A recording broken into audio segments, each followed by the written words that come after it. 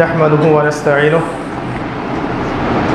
من يهده الله فلا مضل له ومن يضلل فلا هادي له ونشهد أن لا إله إلا الله وحده لا شريك له ونشهد أن محمدا عبده ورسوله أما بعد فأعوذ بالله من الشيطان الرجيم بسم الله الرحمن الرحيم وقال الله تعالى في كلامه المجيد والفرقانه الحميد أم حسبت أن أصحاب الكهف والرقيم كانوا من آياتنا عجبا إذ أوى الفتية إلى الكهف فقالوا ربنا آتنا من لدنك رحمة وهيئ لنا من أمرنا رشدا قال رسول الله صلى الله عليه وسلم القرآن حجة لك أو عليك رب اشرح لي صدري ويسر لي أمري واحلل عقدة من لساني يفقه قولي اللهم فقهنا في الدين وأرنا الحق حقا والباطل باطلا آمين আলহামদুলিল্লাহ যাবতীয় প্রশংসা ও গুণগান একমাত্র মহিয়ান ও গরিয়ান আল্লাহ রাব্বুল আলামিনের জন্য যে আল্লাহ সুবহানাহু ওয়া তাআলা আজকে আমাদেরকে বাদ আসর সালাত জামাতে আদায় করার পর একটা দিনই মজলিসে বসার তৌফিক দান করেছেন। সবাই শুকরিয়া আদায় করি, বলি আলহামদুলিল্লাহ। দরুদ এবং সালাত বর্ষিত হোক প্রিয় নবী মুহাম্মদ রাসূলুল্লাহ সাল্লাল্লাহু আলাইহি ওয়াসাল্লামের প্রতি। আমরা দরুদ পাঠ করি আল্লাহুম্মা সাল্লি আলা মুহাম্মদ আল্লাহুম্মা বারিক আলা মুহাম্মদ ওয়া সাল্লিম। প্রাণপ্রিয় যুবক ভাইরা, উপস্থিত ওলামায়ে কেরাম এবং স্থানীয় যারা শিক্ষিত সমাজ আছেন, তরুণ প্রজন্ম, আপনারা কেমন আছেন? আলহামদুলিল্লাহ আলহামদুলিল্লাহ আলা কুল্লি হাল। একটা আপত্তি, সেটা হচ্ছে যে আমি সবসময় ডিসকারেজ করি, উৎসাহিত করি না আমাদের দিনই যে মানে সমাজ আছে আর কি, এখানে কিছু পরিভাষা চালু আছে। এই পরিভাষাগুলো আমাদের জন্য ক্ষতিকর। যেমন আল্লামা, মাওলানা, উস্তাদ, শায়েখ, হাফেজ, এগুলো পরিচয়ের স্বার্থে মানুষ দিতে পারে, তবে আমি নিজের ক্ষেত্রে এটাকে ডিসকারেজ করি। স্পেশালি শায়েখ শব্দটা, এটা ব্যবহার না করার প্রতি অনুরোধ থাকবে এরপর থেকে ইনশাআল্লাহ। এটার জন্য যে যোগ্যতার প্রয়োজন আছে এটা আমাদের মধ্যে নাই। আমরা তালেবে ইলম,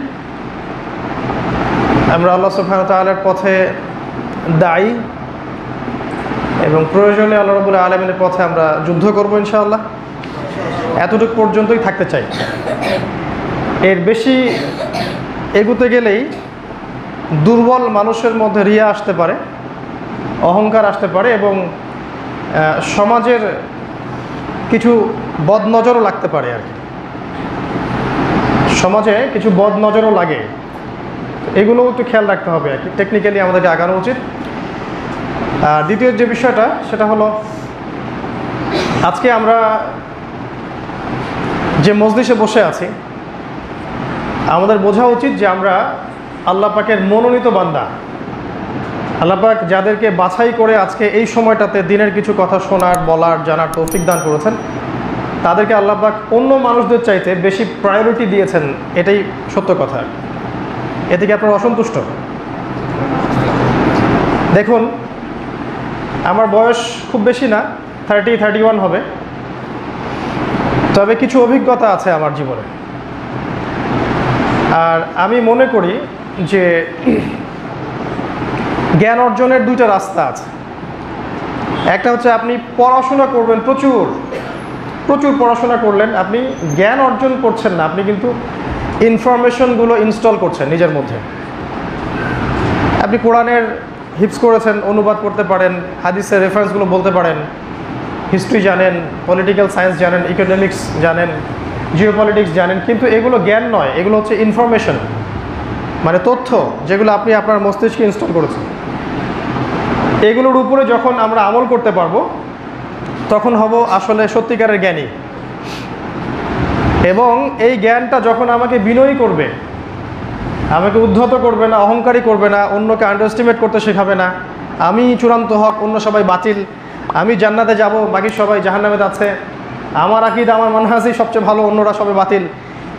এভাবে যখন অ্যারোগেন্সি চলে আসবে, স্পিরিচুয়াল আধ্যাত্মিক অ্যারোগেন্স আর কি, তখন আমাদের পরিণতি কিন্তু ইবলিসের মতো হতে পারে। তার কাছে জ্ঞান ছিল কিন্তু বিনয় ছিল না। তো এই বিষয়টা বোঝা উচিত। যখন আমরা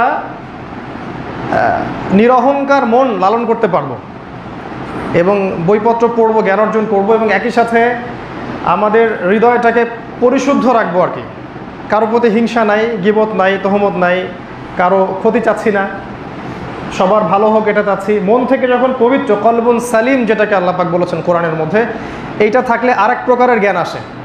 সেটা হচ্ছে স্পিরিচুয়াল জ্ঞান, আল্লাহর পক্ষ থেকে জ্ঞান। আল্লাহর পক্ষ থেকে মানুষের কাছে জ্ঞান আসে, এটাও বিশ্বাস করা উচিত।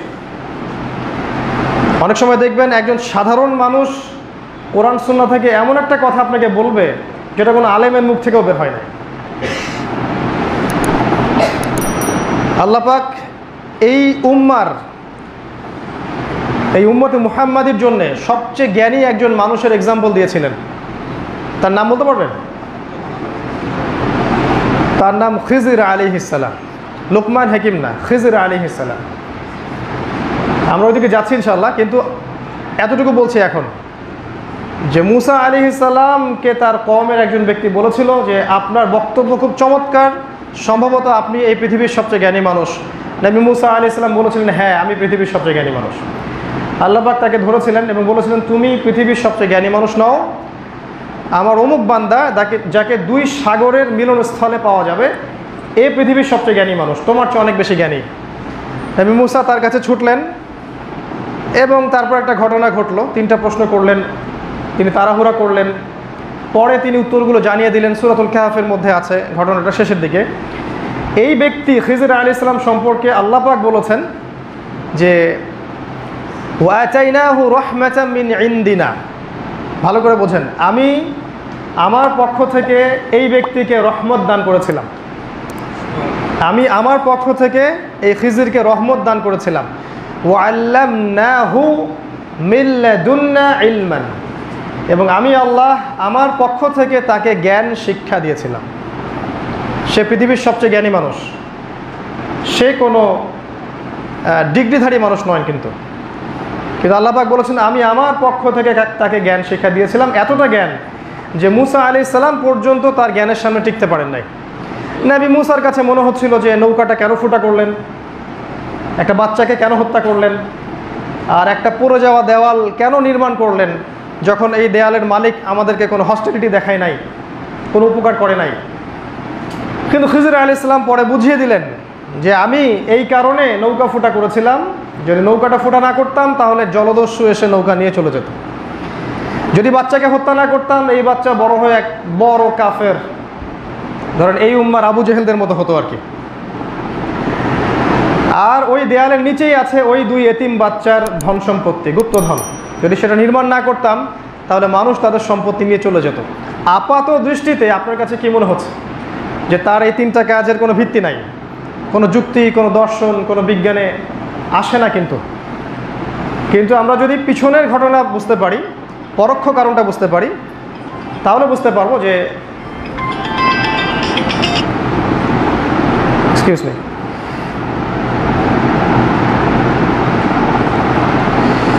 আমরা পিছনের কারণটা বুঝতে পারবো যে এই 3টা ঘটনার পিছনে একটা কারণ ছিল, যে কারণটা আল্লাহ পাক কাকে জানিয়েছেন? খিজির আলাইহিস সালামকে জানিয়েছেন, মুসা আলাইহিস সালামকে কিন্তু জানান নাই। তো এখানে একটা দলিল আছে যে জ্ঞান আল্লাহর পক্ষ থেকে আসে। তো আপনি আমি যখন স্টাডি করব এবং ভিতর থেকে ফেয়ার থাকব, একটা প্রশান্ত মন থাকবে যার মধ্যে কোনো খারাপ রিপু নাই, আল্লাহর পক্ষ থেকে তখন নূর আসবে। আর আমরা যারা সহি আকীদার দাবি করছি আমরা সারা দেশে, আমাদের মধ্যে নূরের একটা ঘাটতি আছে। এটা চিন্তা করবেন, নূর, আল্লাহর নূর যে বাসিরা, এটার ঘাটতি আছে। এটা অন্য জিনিস, এটা আল্লাহর পক্ষ থেকে আসে।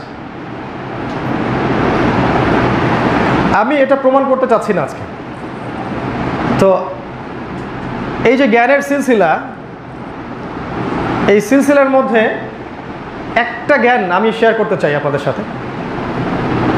যদি আমার বয়স আপনাদের অনেকের চেয়ে অনেক কম এখানে, তারপরে বলছি যে আমার উপলব্ধি হচ্ছে এই যে আমরা আল্লাহর দিনের পথে কাজ করার চেষ্টা করছি, বা আমরা 5 ওয়াক্ত নামাজ পড়ছি, মাশাআল্লাহ আকীদা সহি করার চেষ্টা করছি, তাই না? আমরা সওম রাখছি, যাকাত দিচ্ছি, এক কথায় দিনের যতটুকু করার চেষ্টা করছি।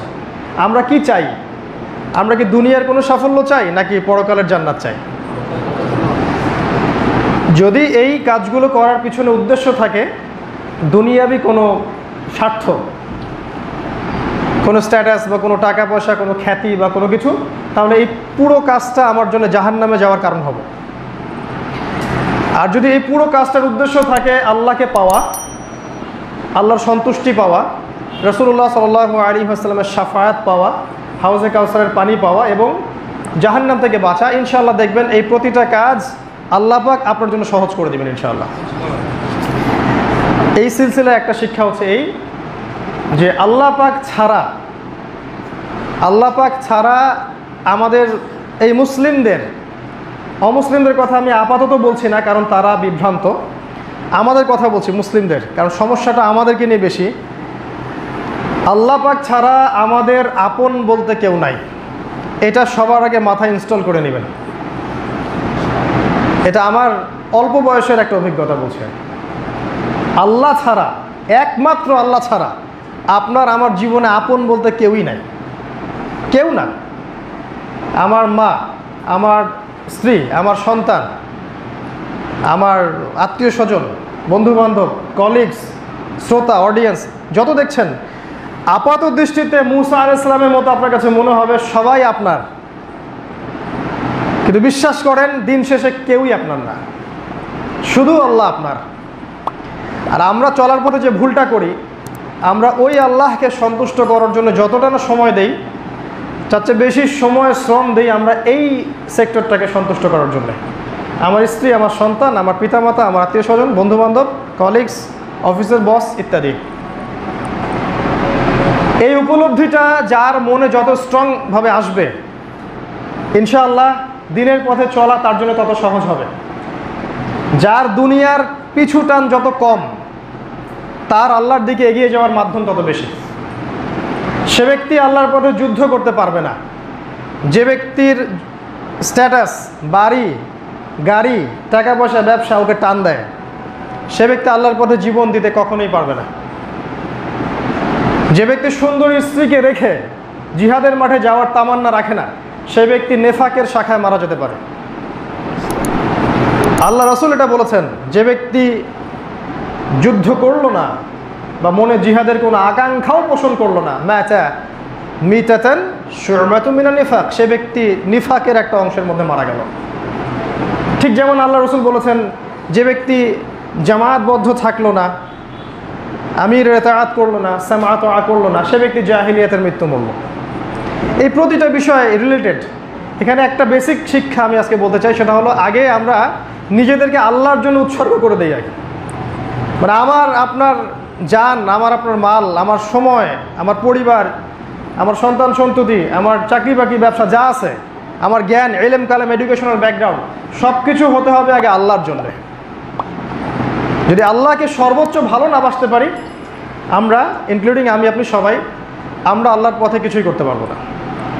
রাসূলুল্লাহ সাল্লাল্লাহু আলাইহি ওয়াসাল্লাম সর্বপ্রথম সাহাবায়ে কেরামের মধ্যে এই চেতনাটা জাগ্রত করেছিলেন যে দুনিয়ার সব কিছুই মিথ্যা, প্রতারণা, মরিচিকা, তোমার পরকালী খয়রুন ওয়া আবকা, এটাই চিরস্থায়ী, এবং সেখানে তোমার সাথে শুধু আল্লাহই থাকবে, আর কেউ থাকবে না। কিছু প্র্যাকটিক্যাল কথা বলছি আজকে প্র্যাকটিক্যাল কিছু কথা বলবো ইনশাআল্লাহ। আমাদের আশপাশে যারা আছে, এরা শুধুমাত্র আপনার অবস্থানকে ভালোবাসে, আপনাকে ভালোবাসে না। আপনার গার্লফ্রেন্ড, ইনক্লুডিং আপনার স্ত্রী, আপনার সন্তান সন্ততি, আপনার আত্মীয় স্বজন, পিতামাতা, বন্ধুবান্ধব, এভরিবডি আপনার অবস্থানকে ভালোবাসে। বিশ্বাস হচ্ছে না? আপনি ভালো কিছু করেন, আপনার স্ট্যাটাসটা ভালোর দিকে আসুক, তারা আপনার সাথে এমন আচরণ করবে যেন আপনার চেয়ে ভালো মানুষ পৃথিবীতে আর নাই। দুধে ধোয়া তুলসী পাতা, আপনি আপনার আনুগত্য করবে, আপনার কথা শুনবে, আপনি উঠতে বললে উঠবে, বসতে বললে বসবে। আপনি কি মনে করছেন এগুলো সব তারা মন থেকে করছে? না আল্লাহ, লা আল্লাহ, মন থেকে না।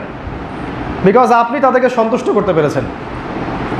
আর যখন সেই আপনি এমন কোনো কাজ করবেন কিছু একটা পাপ করে বসছেন, বা আপনার স্ট্যাটাস কমে গেছে, বা টাকা পয়সা কমে গেছে, বা চাকরি হারিয়ে ফেলছেন, বা দারিদ্রতা আপনাকে পেয়ে বসছে, বা আপনি দিনের পথে কাজ করতে গিয়ে অপবাদ পাইছেন, আপনাকে জেলে ঢুকাই দিছে, ওই কাছের মানুষ আপনাকে দেখতে আসবে না। মনটা এরকম করে শক্ত করে নিয়ে আল্লাহর সাথে সম্পর্ক করে তারপরে নামাজে আসেন, শান্তি পাবেন ইনশাআল্লাহ। দেখবেন যে আপনি শান্তি পাচ্ছেন এবং আল্লাহর সাথে আপনার একটা সরাসরি অ্যাটাচমেন্ট হচ্ছে। সলাতে আপনার চোখ দিয়ে পানি ঝরবে, ফিল করতে পারবেন আল্লাহকে। ওই যে আল্লাহ পাক বলছেন না যে আমি বান্দার কান হয়ে যাই, চোখ হয়ে যাই, হাত হয়ে যাই, ওইটা আপনি ফিল করতে পারবেন।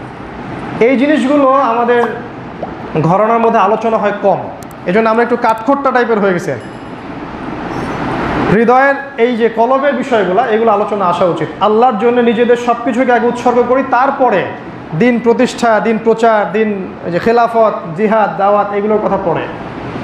যাদের এই জায়গা স্বচ্ছ না, তারা দিনের পথে চলতে গিয়েও বেশি দূর যেতে পারবে না, তাদেরকে আবারও বারবার ফিরে আসতে হবে। আল্লাহ পাক আমাদের সবার জান, মাল, সময়, শ্রম যা আছে আল্লাহর জন্য উৎসর্গ করার তৌফিক দান করুন। আল্লাহ পাক সূরা তাওবার মধ্যে বলেছেন, কুল ইন কানা আবাউকুম, হে নবী বলে দিন, যদি তোমাদের বাবারা, ওয়া আবনাকুম তোমাদের সন্তান সন্ততিরা, ওয়া ইখওয়ানাকুম তোমাদের ভাইয়েরা, ওয়া আজওয়াজুকুম তোমাদের স্ত্রীরা, ওয়া আমওয়ালুন তারাফতুমুহা তোমাদের মাল সম্পদ যেগুলো তোমরা অর্জন করো, ওয়া তিজারাতান তাখশাউনা কাসাদাহা এবং তোমাদের ব্যবসা যেগুলোর ক্ষতির আশঙ্কা তোমরা করছো, ওয়া মাসাকিনু তারদাউনাহা এবং সেই সব বাড়ি যেগুলো তোমাদেরকে পুলকিত করে। কয়েকটা কথা বলেন আল্লাহ। বাবা, তোমাদের সন্তান, তোমাদের ভাই, তোমাদের ওই যে স্ত্রীরা, তোমাদের টাকা পয়সা, স্ট্যাটাস, বাড়ি গাড়ি, এগুলোই আর কি। এগুলো যদি তোমাদের কাছে আহাব্বা ইলাইকুম মিনাল্লাহি ওয়া রাসূলিহি, এই বিষয়গুলো যদি তোমাদের কাছে আল্লাহ এবং তার রাসূলের চেয়ে বেশি প্রিয় হয়ে থাকে, আল্লাহ এবং তার রাসূলের চেয়ে বেশি প্রিয় হয়ে থাকে, ওয়া জিহাদিন ফি সাবিলিহি এবং আল্লাহর পথের জিহাদের চাইতে বেশি পছন্দের হয়ে থাকে, ফাতারাব্বাসু আল্লাহ বলছেন অপেক্ষা করতে থাকো। কিসের অপেক্ষা? হাত্তা ইয়াতিয়াল্লাহু বিআমরি, যতক্ষণ পর্যন্ত আল্লাহ পাক তার পক্ষ থেকে শাস্তি না পাঠাচ্ছেন এই সময়ের অপেক্ষা করতে থাকো।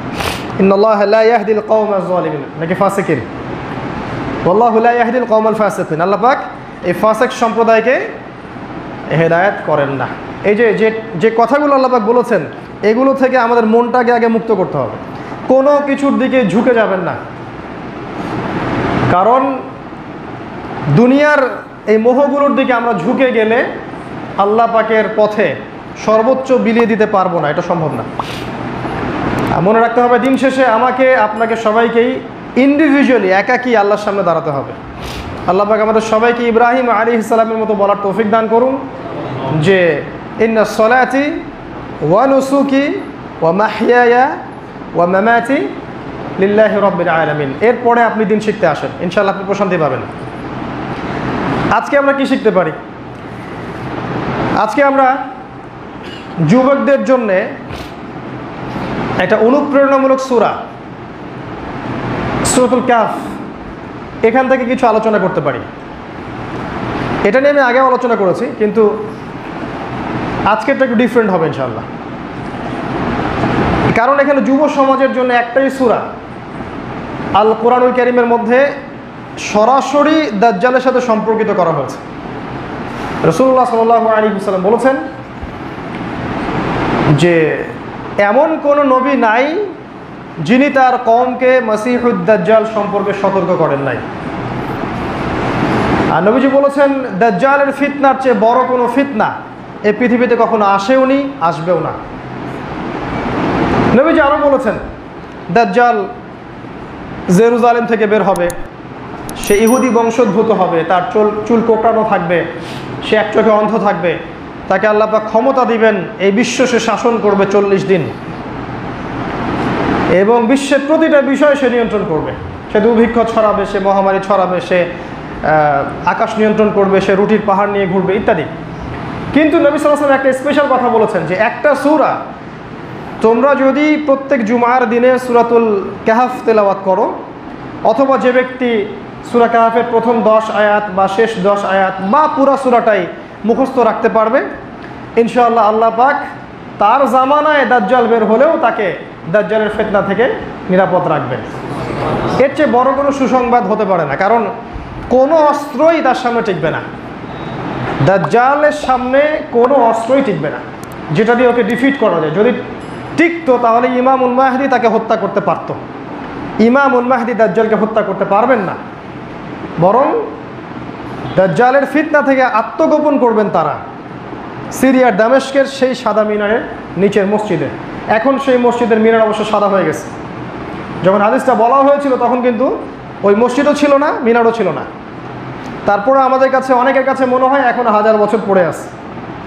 যাই হোক, এটা তার থিঙ্কিং, আমরা সবার থিঙ্কিংকে রেসপেক্ট করতেছি। আর অ্যাটলিস্ট এটা আশা করব তারাও আমাদের থিঙ্কিংটাকে রেসপেক্ট করবেন অ্যাটলিস্ট। তো নবীজি এটা বলে গেলেন, এই সূরা তোমাদেরকে মাসিহুদ দাজ্জালের ফিতনা থেকে বাঁচাবে। কিভাবে বাঁচাবে? মানে একটা সূরা কি তোতা পাখির মতো পড়লেই একটা ফিতনা থেকে বাঁচা যায়? যেমন সূরা আর রহমান, এত চমৎকার একটা সূরা, আল্লাহ পাক সেখানে বলেছেন ফাবি আইয়ি আলাই রাব্বিকুমা তুকাযযিবান। কতবার? 31 বার। কতবার? কেউ চিন্তা করে না যে 31 বার একটা সূরার মধ্যে একই আয়াত কেন রিপিট করলেন আল্লাহ পাক, যেখানে আল্লাহ পাক কোরআনের শব্দের কোনো অপচয় করেন না। আল্লাহ পাক কোরআনের শব্দের কোনো অপচয় করেন না, এটা কোরআনের কিন্তু একটা বৈশিষ্ট্য। যেমন জুলকারনাইন যাচ্ছেন, আগে পশ্চিম দিকে গেলেন, দেখলেন সূর্য ডুবছে, ওখানে একটা কওমকে পেলেন, ঘটনাটা জানেন আপনারা। পূর্ব দিকে যাচ্ছে, পূর্ব দিকে যখন তিনি গেলেন সেখানে একটা সম্প্রদায়কে দেখলেন, যেই সম্প্রদায় কিভাবে আলো থেকে বাঁচতে হয় সেটাই জানতে না। মানে সূর্যের আলো থেকে বাঁচার জন্য যে প্রোটেকশন দরকার এটা ওদের ছিল না, এতই মানে নিম্ন একটা জীবনযাপন তারা করত। তো এখনকার আমেরিকা, ব্রিটেন হলে কি করত? তারা ওই মানুষগুলোকে সভ্য বানানোর চেষ্টা করত, স্যুট পরাতো, টাই পরাতো, তাই না? টিস্যু পেপার দিয়ে দিত, সুন্দর অ্যাটাচ বাথ টয়লেট দিয়ে দিত, বড় বড় বিল্ডিং দিত, কারণ তারা চায় পুরো বিশ্ব ওদের মতো সিভিলাইজড হোক, আমরা আনসিভিলাইজড। ওরা তাই চায় না। জুলকারনাইন আলাইহিস সালাম তিনি বললেন কাযালিক, ওদেরকে ওইভাবে রেখে দাও। মানে তিনি ওদেরকে এইভাবেই রেখে দিলেন, তাদের যে জীবনযাপনের স্বাধীনতা এখানে কোনো হস্তক্ষেপ করলেন না। ঠিক আছে, তারা এভাবেই থাকে। তিনি ওদেরকে সভ্য বানানোর চেষ্টা করলেন না, বরং তিনি ওদের সভ্যতাকে রেসপেক্ট করলেন। একটা শব্দ কাযালিকা, এটা দিয়ে বোঝানো হয়েছে, বোঝাতে যাচ্ছি কোরআনে আল্লাহ পাক শব্দের অপচয় করেন না। এই আল্লাহ পাক সেই আল্লাহই কোরআনে 31 বার বলেছেন ফাবি আইয়ি আলাই রাব্বিকুমা তুকাযযিবান। কেউ চিন্তা করে না যে কেন একটা সূরার মধ্যে বারবার আয়াতটা আসলো, এটা নিয়ে কিন্তু আমরা চিন্তা করি না। আবার খেয়াল করে দেখেন সূরা কমার, তার আগের সূরা, ঠিক আগের সূরাটাই, ওখানে আল্লাহ পাক একই সূরায় 4 বার বলেছেন, একই সূরার মধ্যে 4 বার, ওয়া লাকাদ ইয়াসসারনাল কুরআনা লিযিকর ফাহাল মিন মুদ্দাকির। আমি কোরআনকে বোঝার জন্য সহজ করে দিয়েছি, উপদেশ গ্রহণকারী কেউ আছো কি? একই সূরায় 4 বার। কেউ চিন্তা করে না কেন? চিন্তা করে না কেন? চিন্তা করে না যে আসহাবুল কাহফের ঘটনার সাথে সূরা কাহফের মধ্যে খিজির এবং মূসার ঘটনা কেন? কেন এখানে জুলকারনাইনের ঘটনা? কেন এখানে ইয়াজুজ মাজুজের ঘটনা? কেন এখানে দুই বন্ধুর ঘটনা? এবং দাকিয়ানুস সভ্যতার সাথে আসহাবুল কাহফ আর দাজ্জালের কি সম্পর্ক? চিন্তা, আমাদের যে চিন্তার দরজা আমরা বন্ধ করে ফেলছি। কেউ ভাবে না সূরাতুল বুরুজের মধ্যে আসহাবুল উখদুদের ঘটনা কেন, অন্য সূরায় কেন নয়? অ্যান্সার তো সবাই দিতেই পারে, আল্লাহ চাইছেন তাই। তা আল্লাহ পাক এমনি এমনি কোনো কিছু চান না, আর কোরআনে অ্যাক্সিডেন্টলি কোনো কিছু হয় না, প্রত্যেকটা কিছু না কিছু কারণ থাকে। এই কারণটা আমরা যে খুঁজবো এটা আল্লাহ পছন্দ করেন। আল্লাহ পাক চান আমরা কোরআন নিয়ে গবেষণা করি। এই আসহাবুল কাহফের এই সূরাটাও কিন্তু তোতা পাখির মতো পড়ার জন্য আল্লাহ পাক দেন নাই। নিঃসন্দেহে এটা তোতা পাখির মতো পড়লেই দাজ্জাল থেকে কেউ বাঁচতে পারবে না, এটা স্বাভাবিক। তাহলে কীভাবে পড়তে হবে? নিঃসন্দেহে এর ভিতরে ঢুকতে হবে। একটা সেশনে পুরো সূরার ভিতরে ঢোকা সম্ভব না। আমি কিছু চিস্ট আপনাদের সামনে আজকে বলে দিব, যাতে করে এই সূরাটাকে নিয়ে আগামী রমাজান, এই পুরো রমাজান সময়টুকু আপনি রিসার্চ করেন, অ্যাটলিস্ট ভাবেন, চিন্তা করেন, প্রতিটা তাফসীর গ্রন্থকে একসাথে নিয়ে বসে একটা কনক্লুশনে আসেন যে আসলে এই সূরার মধ্যে কী কী পয়েন্টস আছে যেগুলো আপনাকে দাজ্জাল থেকে বাঁচাবে। কারণ দাজ্জাল নিয়ে এখন আলোচনা খুব একটা হয় না। এটাই দাজ্জালের আগমনের একটা বড় সাইন, যে দাজ্জালের আগমনের আগের যুগে মানুষ দাজ্জালকে নিয়ে কথা বলবে না। মনে করবে এটা রূপক একটা বিষয়, এটা নিয়ে কথা বলার কিছু নাই, যখন আসবে তখন দেখা যাবে ইত্যাদি। এখন সেই যুগ চলছে। রাসূলুল্লাহ সাল্লাল্লাহু আলাইহি ওয়াসাল্লাম মক্কায় দাওয়াত দিচ্ছিলেন। তার দাওয়াতের মূল পয়েন্ট ছিল আসলে তাওহীদ, রিসালাত এবং আখিরাত। মক্কায় অনেক সমস্যা ছিল। মক্কায় শিরিক ছিল, রিবা ছিল, মদ ছিল, নারীর অবমাননা ছিল, আর গোত্রীয় হানাহানি ছিল। রাসূলুল্লাহ সাল্লাল্লাহু আলাইহি ওয়াসাল্লাম এগুলো থেকে মানুষকে বের করছিলেন ইসলামের ভিত্তিতে। মক্কার কাফেরদের সেটা পছন্দ হলো না। যখন সত্যের দাওয়াত ছড়িয়ে পড়বে তখন বাতিলপন্থীদের এটা পছন্দ হবে না, এটা স্বাভাবিক। আমার ওস্তাদ বলেছিলেন যে যখন হকের দাওয়াত সমাজে প্রচার করতে শুরু করবো তোমরা, তখন 4 শ্রেণীর বাধা আসবে, আর 4টা মহল থেকে বাধা আসবে। ফার্স্ট অফ অল তোমাদের বাধা আসবে পরিবার থেকে। পরিবারের লোকজন তোমাদের কথা শুনবে না এবং তোমাদেরকে ইসলামিক পথে চলার তো দূরের কথা, ওরা কীভাবে তোমাকে ঘরের মধ্যে বন্দি করে রাখা যায় চেষ্টা করবে। তোমরা মাদকদ্রব্য খাইলে ওদের টেনশন নাই, বাট দাড়ি ছেড়ে দিলে টেনশন, টাকনুর উপরে কাপড় পরলে টেনশন, নামাজ পড়তে গেলে টেনশন। আর ওই যে মিডিয়া দেখিয়ে দেওয়া হয়েছে কি কি সাইন থাকলে আপনার সন্তান সন্ত্রাসী, আর ওই সাইনগুলোতে একজন মুসল্লির মধ্যে চলেই আসবে। দাড়ি, আপনার পাগড়ি, আপনার টুপি, আপনার জুব্বা, সমাজ থেকে আপনি ডিটাচ থাকতেছেন, আপনি ওই যে বিয়ে বাড়ির প্রোগ্রামে যাচ্ছেন না, গিটার ভেঙে ফেলতেছেন, গান বাজনা ইনস্ট্রুমেন্ট ভেঙে ফেলতেছেন, তো এগুলো তো সব সন্ত্রাসীদের সাইন, তাই না? সন্ত্রাসীদের সাইন নয় এগুলো। তো এইগুলো আপনার মধ্যে চলে আসবে, তখন পরিবারের লোকজন খেপে যাবে, বা তারা আপনাকে এইখান থেকে বের করাটা ওদের জন্য জিহাদ হয়ে যাবে আর কি। ওরা চাইবে যে কোনোভাবেই আপনাকে এখান থেকে, এই ভুল পথ থেকে, এই বিভ্রান্তি থেকে বের করে প্রগতি, উন্নতি, অগ্রগতির পথে নিয়ে আসতে। আপনি এগিয়ে যাবেন। আমরাও বলি হ্যাঁ আপনারা এগিয়ে যাচ্ছেন, কিন্তু সেটা জাহান্নামের দিকে। তো পরিবার থেকে প্রথম বাধাটা আসবে। সেকেন্ড বাধাটা হচ্ছে সমাজ। সমাজ একটা ফ্লোতে চলছে, জাহেলি ফ্লো, যে সমাজের এডুকেশন সেক্টর শিরকে ভরা, মিডিয়াগুলো শিরকে ভরা, সংস্কৃতি শিরকে ভরা। যে সমাজের মধ্যে আপনি দেখবেন যে একটা হৃদ্যতা, ভালোবাসার বন্ধন এটা উঠে গেছে, প্রতিবেশীর হক নাই, আত্মীয় স্বজনের মধ্যে হক নাই, ডিটাচ, দূরত্ব, এবং শয়তানের যত অস্ত্র, মাদক, জিনা, পর্নোগ্রাফি, ব্যভিচার সব ভর্তি সমাজে। এই সমাজ আপনার সত্যকে মেনে নিবে না, তারা আপনার বিরোধিতা করবে।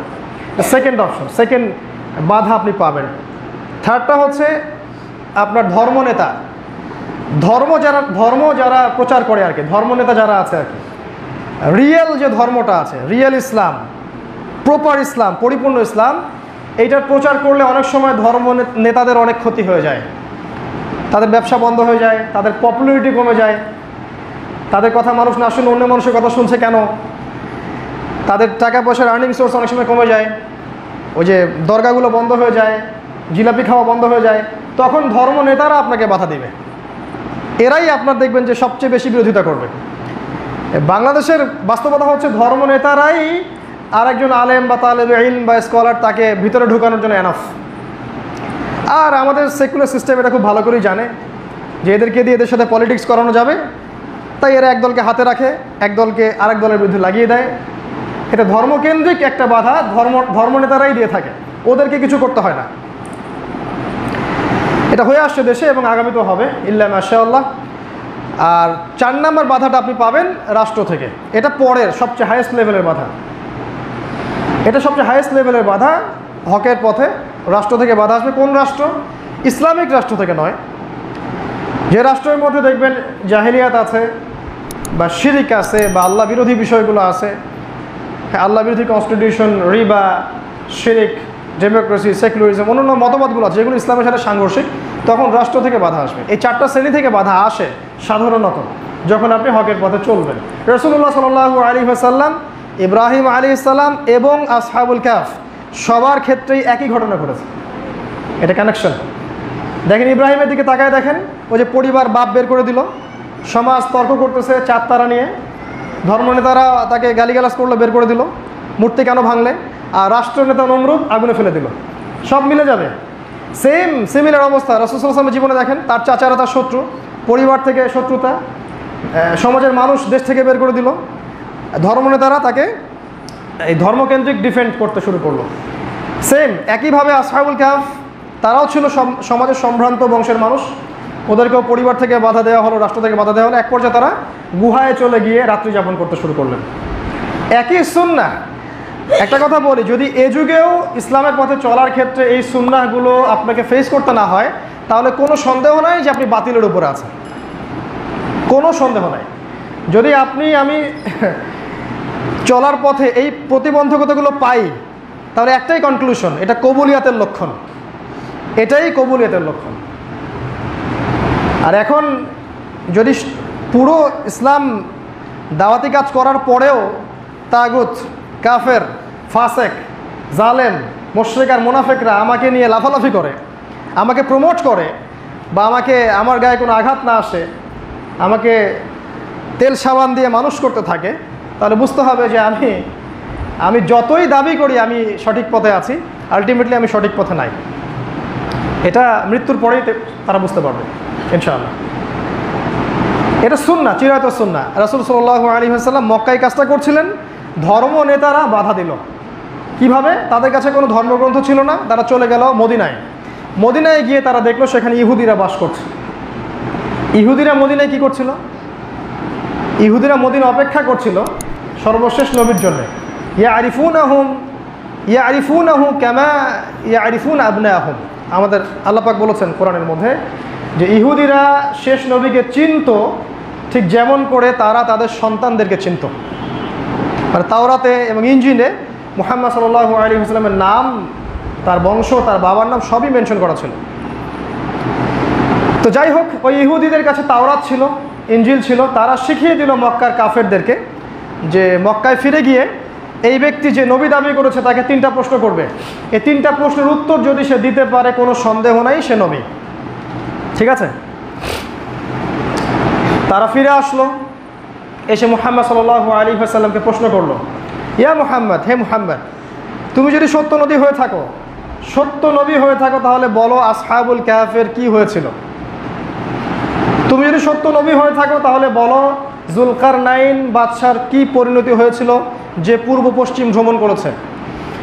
তুমি যদি সত্য নবী হয়ে থাকো তাহলে বলো যে রূহ কাকে বলে, আত্মা কাকে বলে। নবী সাল্লাল্লাহু আলাইহি ওয়াসাল্লাম বললেন, আগামীকাল এসো, তোমাদেরকে জানিয়ে দেব। আল্লাহ রাসূল সাল্লাল্লাহু আলাইহি ওয়াসাল্লাম, আমরা কিন্তু দরুদ পাঠ করছি না, আল্লাহ রাসূল সাল্লাল্লাহু আলাইহি ওয়াসাল্লাম একটা কথা বলতে ভুলে গিয়েছিলেন। তিনি ইচ্ছা করে বলেন নাই এমন নয়। আমাদের প্রিয় নবী ইচ্ছা করে কখনো আল্লাহর বিরুদ্ধাচরণ করবেন না, এটাই স্বাভাবিক। তার চেয়ে বেশি আল্লাহকে কে ভয় করতে পারে? তিনি ভুলে গিয়েছিলেন, তিনি মানুষ। আল্লাহ পাক নবীদের ছোট ছোট ভুলগুলো ধরতেন, তিনি তার ভুলটাকে ধরলেন এবং একটা সার্টেন টাইম পর্যন্ত ওহী আসা বন্ধ হয়ে গেল। ওহী আর আসতেছে না, প্রশ্নের উত্তর আর আসে না। এই ফাঁকে এই কাফেররা, মুশরিকরা মক্কায়, মদিনায়, জাজিরাতুল আরবে ছড়িয়ে দিল যে এই ব্যক্তি কাযযাব, মিথ্যাবাদী, প্রতারক। কাযযাব মানে মহামিথ্যাবাদী, প্রতারক, ভণ্ড নবী, সাহের ইত্যাদি। আমরা তো খুব অল্প অপবাদেই ভেঙে পড়ি। আমাদের নবী সাল্লাল্লাহু আলাইহি ওয়াসাল্লামকে সারা জীবনে 15টা গালি খেতে হয়েছে। সিরাতের বই পড়ে দেখেন, তার চেয়ে শ্রেষ্ঠ মানুষ এই ইতিহাসে কেউ আসবে না, আসেও নাই।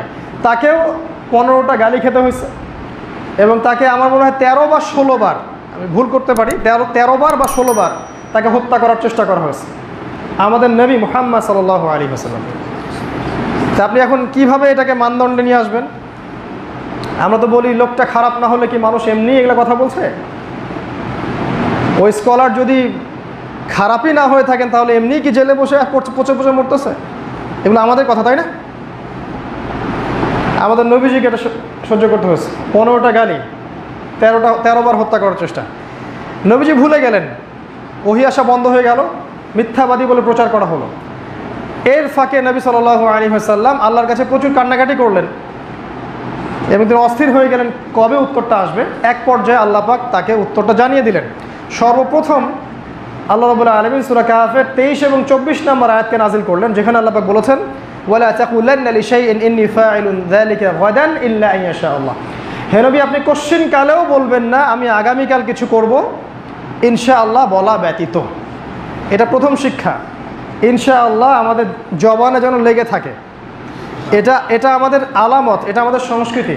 সুবহানাল্লাহ আমাদের সংস্কৃতি, আলহামদুলিল্লাহ, আল্লাহু আকবার, লা ইলাহা ইল্লাল্লাহ, এগুলো আমাদের সংস্কৃতি। সালামুন আলাইকুম, জাযাকাল্লাহ খায়রান, এগুলো আমাদের সংস্কৃতি। নিজের সংস্কৃতি নিয়ে গর্ব করা উচিত।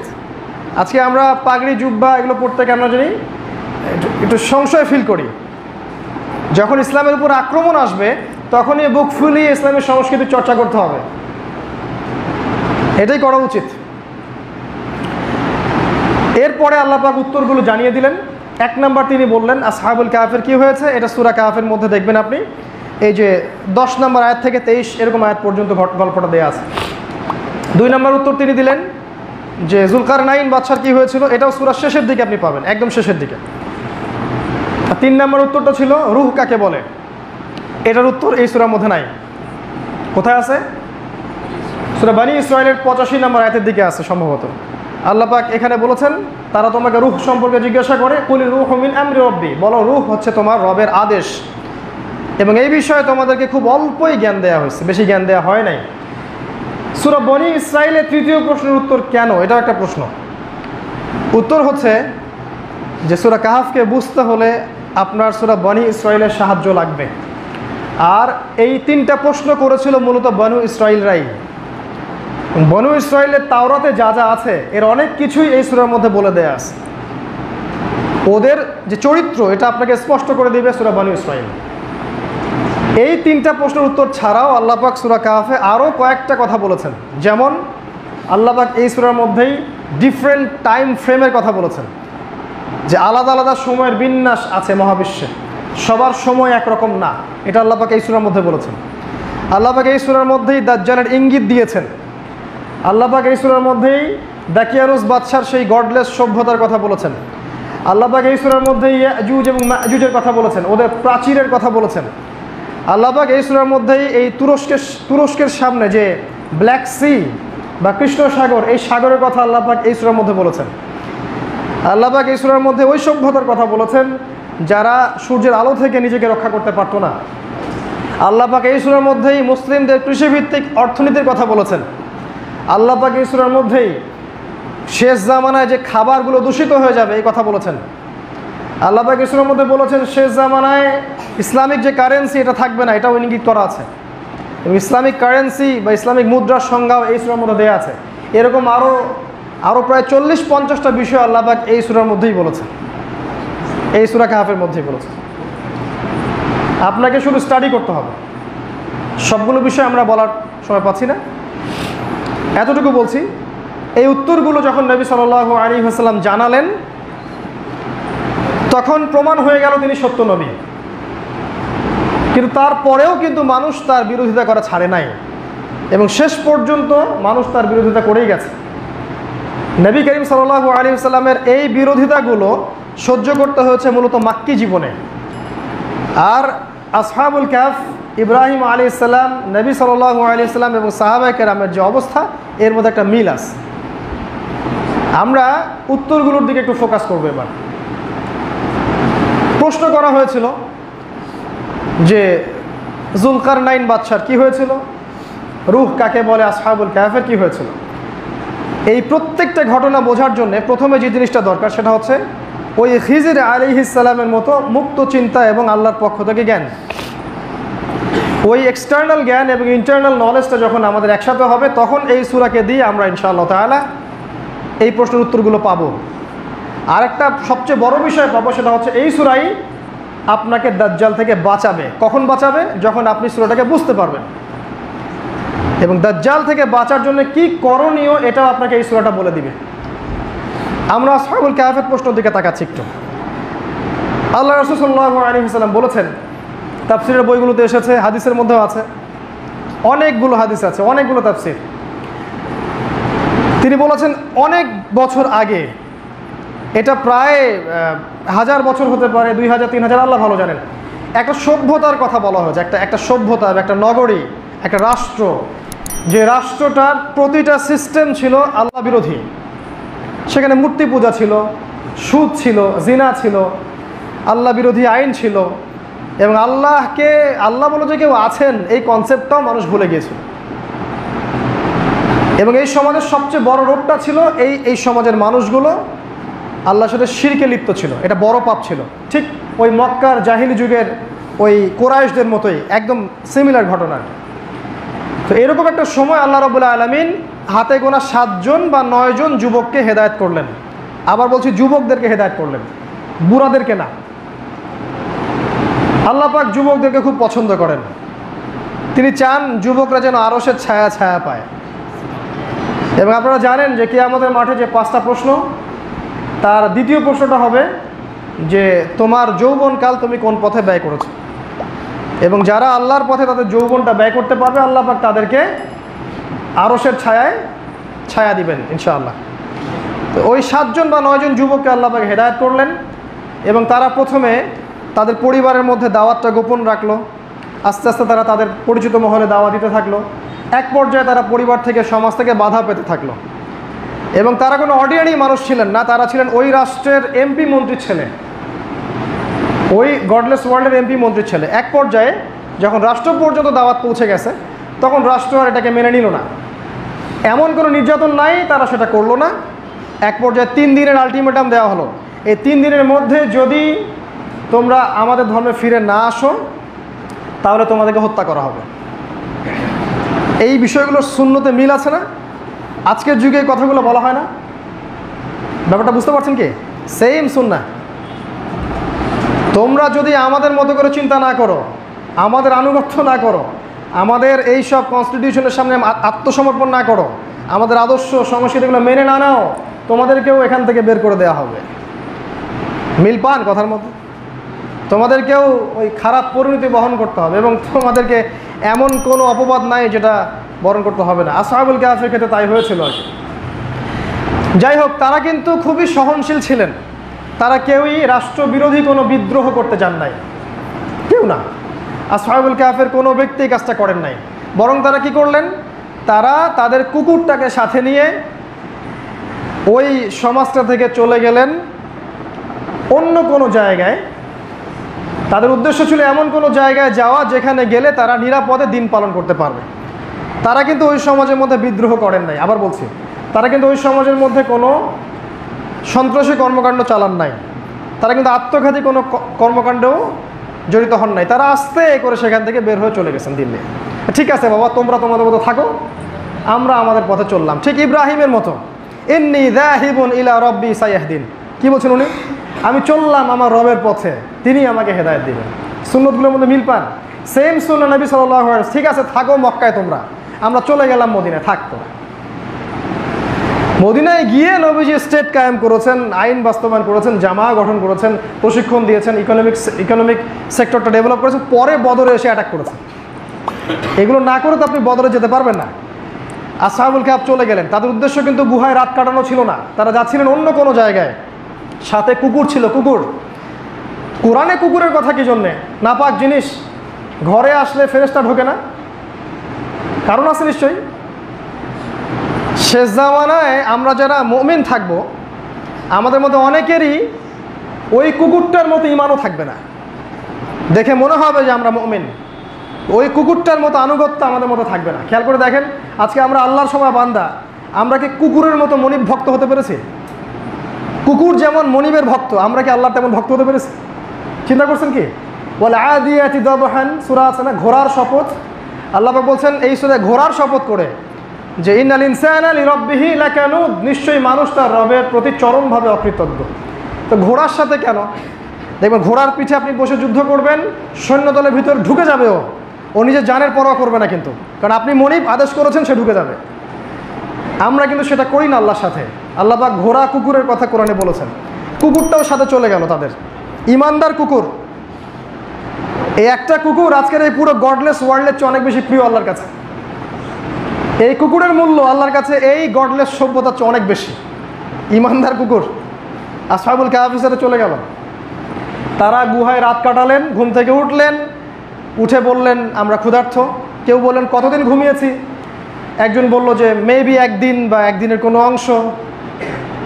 তারা বলে আল্লাহ ভালো জানেন কতদিন ঘুমিয়েছি। আচ্ছা ঠিক আছে, এই পয়সাগুলো নাও, নিয়ে বাজারে যাও, গিয়ে রুটি বা খাবার কিনে নিয়ে আসো। ফালিয়ানজুর আইয়ুহা আসকাত আমা, খেয়াল করে দেখবে কোন খাবারটা বিশুদ্ধ। মানে খাবার যে বিশুদ্ধ এই কনসিয়াসনেসটা আপনার মধ্যে কাজ করে কি? আমার মধ্যে কাজ করে?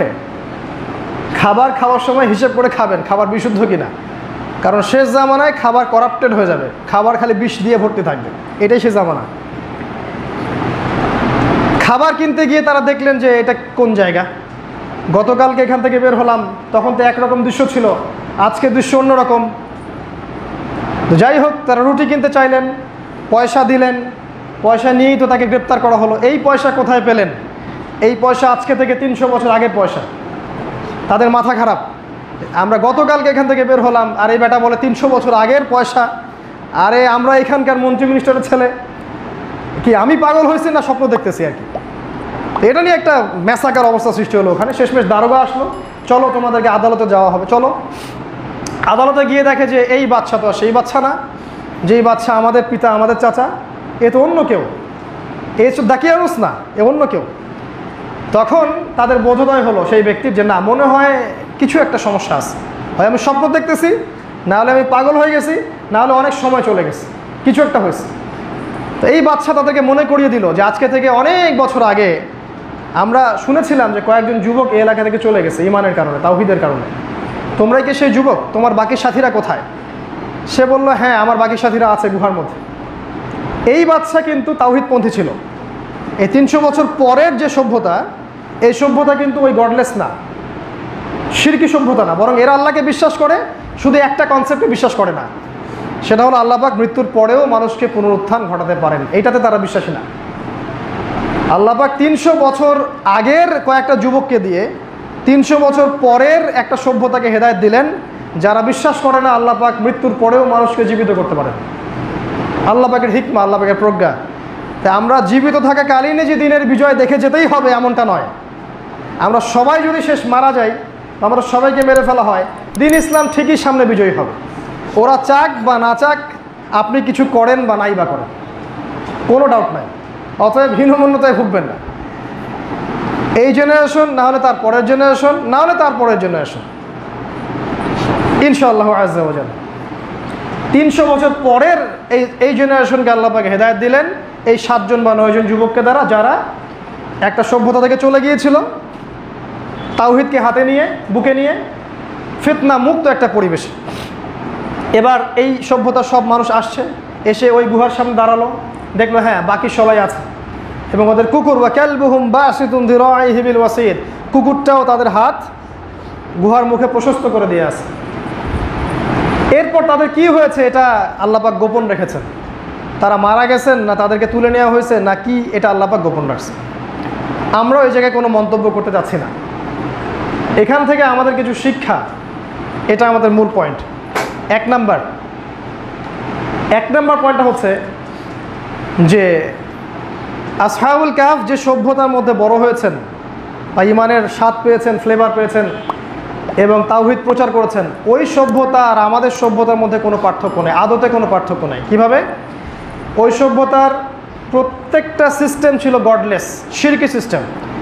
আর আপনি বুঝে হোক বা না বুঝেই হোক, জেনে হোক বা না জেনেই হোক, আজকের এই পুরো ওয়ার্ল্ড যেটা আপনি দেখছেন, এই ওয়ার্ল্ডের প্রতিটা সেক্টরই গডলেস, শিরকি সিস্টেম। কিভাবে ভাই? দেখাচ্ছি। এখানকার এডুকেশন সিস্টেম শিরকি সিস্টেম। এ আপনাকে শেখাবে পরীক্ষা নিরীক্ষা বিজ্ঞান যুক্তি দর্শন দিয়ে যা অর্জন করা যায় সেটাই জ্ঞান। পরীক্ষা নিরীক্ষা যুক্তি বিজ্ঞান দর্শন দিয়ে যা অর্জন করা হয় সেটাই জ্ঞান, বুদ্ধি দিয়ে, অভিজ্ঞতা দিয়ে এবং সমন্বয় মতবাদ দিয়ে। আর আল্লাহ আপনাকে শেখাচ্ছেন আল্লাহর পক্ষ থেকে যেটা নাজিল হয় সেটাই জ্ঞান। তাওহীদ, ঈমান এবং কুফর বোঝেন অল্প কথায়। ইকোনমির দিকে আসেন। আল্লাহ পাক দিয়েছেন যাকাত, সাদাকা, ব্যবসা, এগুলা। আপনাকে অন্য এই গডলেস ওয়ার্ল্ড দিয়েছে রিবা এবং সুদ এবং ঘুষ এবং প্রতারণাপূর্ণ মনিটরি সিস্টেম। তারা আল্লাহর হালালগুলোকে হারাম করেছে, আল্লাহর হারামকে তারা হালাল করেছে। আল্লাহ সুদ হারাম করেছিলেন, আমরা হালাল করেছি। আর আল্লাহর হালালকে কেউ যদি হারাম করে, হারামকে হালাল করে, এটাকে সূরা তাওবার 31 নম্বর আয়াতে বলা হয়েছে এটা শিরক। আপনার ইকোনমিক সিস্টেম শিরক, ফুল স্টপ। আপনার মিডিয়া, এটা আমার বোঝানোর প্রয়োজন নাই, আপনারা সব ভালো করে জানেন, এটা হচ্ছে শিরকের আকরা। এটা দিয়ে শিরকি মতবাদগুলো ছড়িয়ে দেওয়া হয়েছে, ব্রেইন ওয়াশ করা হয়েছে মানুষের।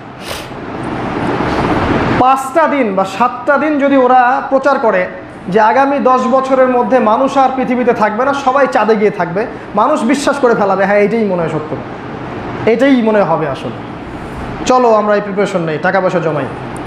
এমনভাবে সাইকোলজিক্যাল ডমিনেন্স তারা করেছে, একটা জিনিস প্রচার করতেই থাকবে, মানুষ বুঝে নেবে হ্যাঁ আসলে এটাই মনে হয়। আমাদের মুসলিমদেরকে বিশ্বাস করানো যায় না যে ভাই আমরা মৌলবাদী নই, আমরা সন্ত্রাসী নই, আমরা জঙ্গি নই, আমরা সাধারণ মানুষ।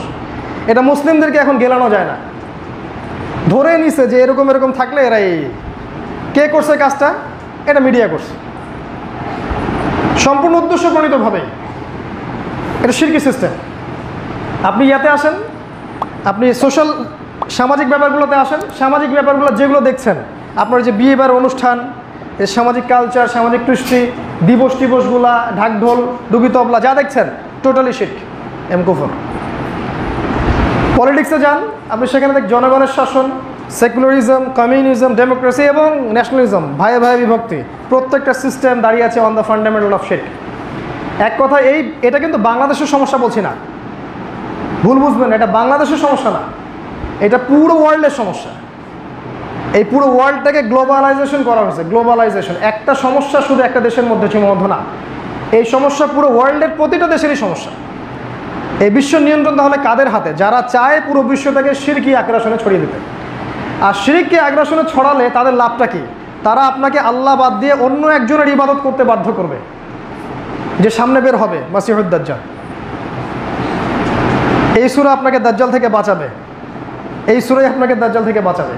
ওই দাকিয়ানুস বাদশার যে সভ্যতা, গডলেস সিস্টেমগুলো এবং এখনকার এই বিশ্বের গডলেস সিস্টেম একেবারে টোটালি সেম, কোনো রকম পার্থক্য নাই, বরং এখন আরও বেশি অ্যাডভান্সড আছে। ওই সময় কি করলেন আল্লাহ পাক? কিছু যুবককে আল্লাহ পাকে হেদায়েত দিলেন, সুসংবাদ যুবকদের জন্য।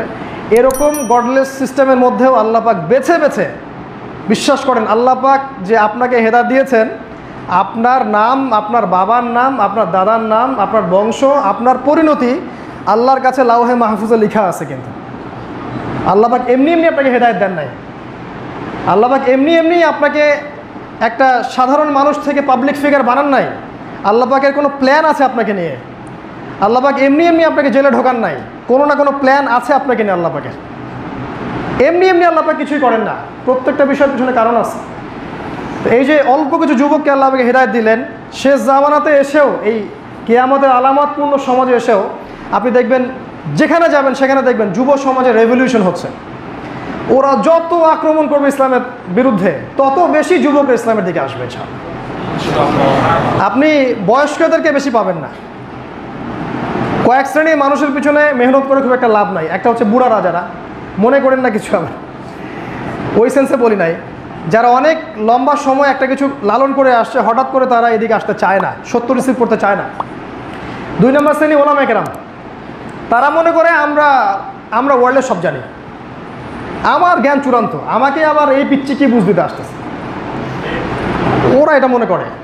এবং এই এই এই অহংবোধটার কারণে দেখবেন যে আরও যে পড়াশোনা করে আরও সমৃদ্ধ হওয়ার সুযোগটা ছিল, এটা নষ্ট হয়ে যায়। কিন্তু একজন জ্ঞানী ব্যক্তির আচরণটা এমন থাকবে যে আমি পড়তেছি, মাশাআল্লাহ, জানার চেষ্টা করতেছি, হ্যাঁ আমার মধ্যে ভুল হচ্ছে, ঠিক আছে, ফাইন, আপনি আমাকে আমার ভুলগুলো ধরিয়ে দেন, ভালোবাসার সাথে ধরিয়ে দেন, বলেন এই পয়েন্টে ভুল হয়েছে, এগুলো কারেকশন করলে আরও বেশি ভালো হয়, আমরা মাথা পেতে নিব, কোনো সমস্যা নেই, কোনো সমস্যাই নেই।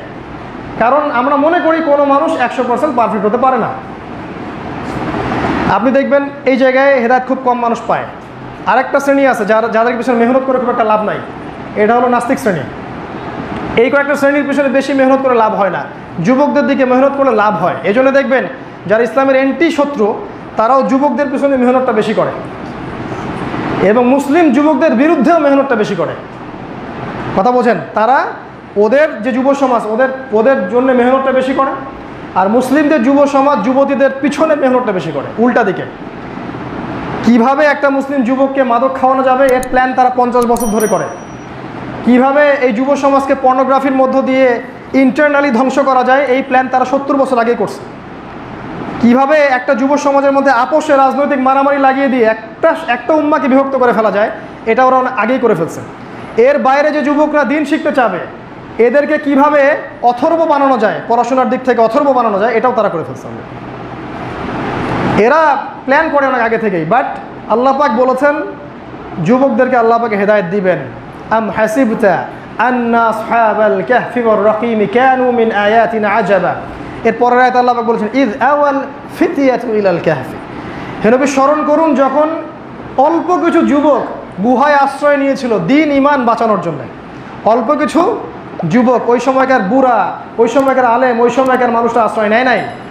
অতএব যুগে যুগে, প্রত্যেক যুগে এবং শেষ জামানাতেও আল্লাহ পাক আবারও দেখবেন যুবকদের রেভলিউশন ক্রিয়েট করবেন এবং যুবকরা ইনশাআল্লাহ তাআলা ইমান, তাওহীদ, আল্লাহর পথে দাওয়াত, জিহাদ সব দিকে এগিয়ে আসবে ইনশাআল্লাহ।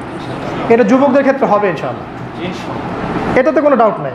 এরপর কি একটা বললাম, গডলেস ওয়ার্ল্ড মিল আছে, পয়েন্ট নাম্বার 1। 2 নম্বর পয়েন্ট হচ্ছে এই ওয়ার্ল্ডের মধ্যেও যুবকদেরকে আল্লাহ পাক হেদায়েত দিবেন ইনশাআল্লাহ। হেদায়েত পাওয়ার জন্য কি লাগবে? একটা স্বচ্ছ মন, বাস, আর কিছু না।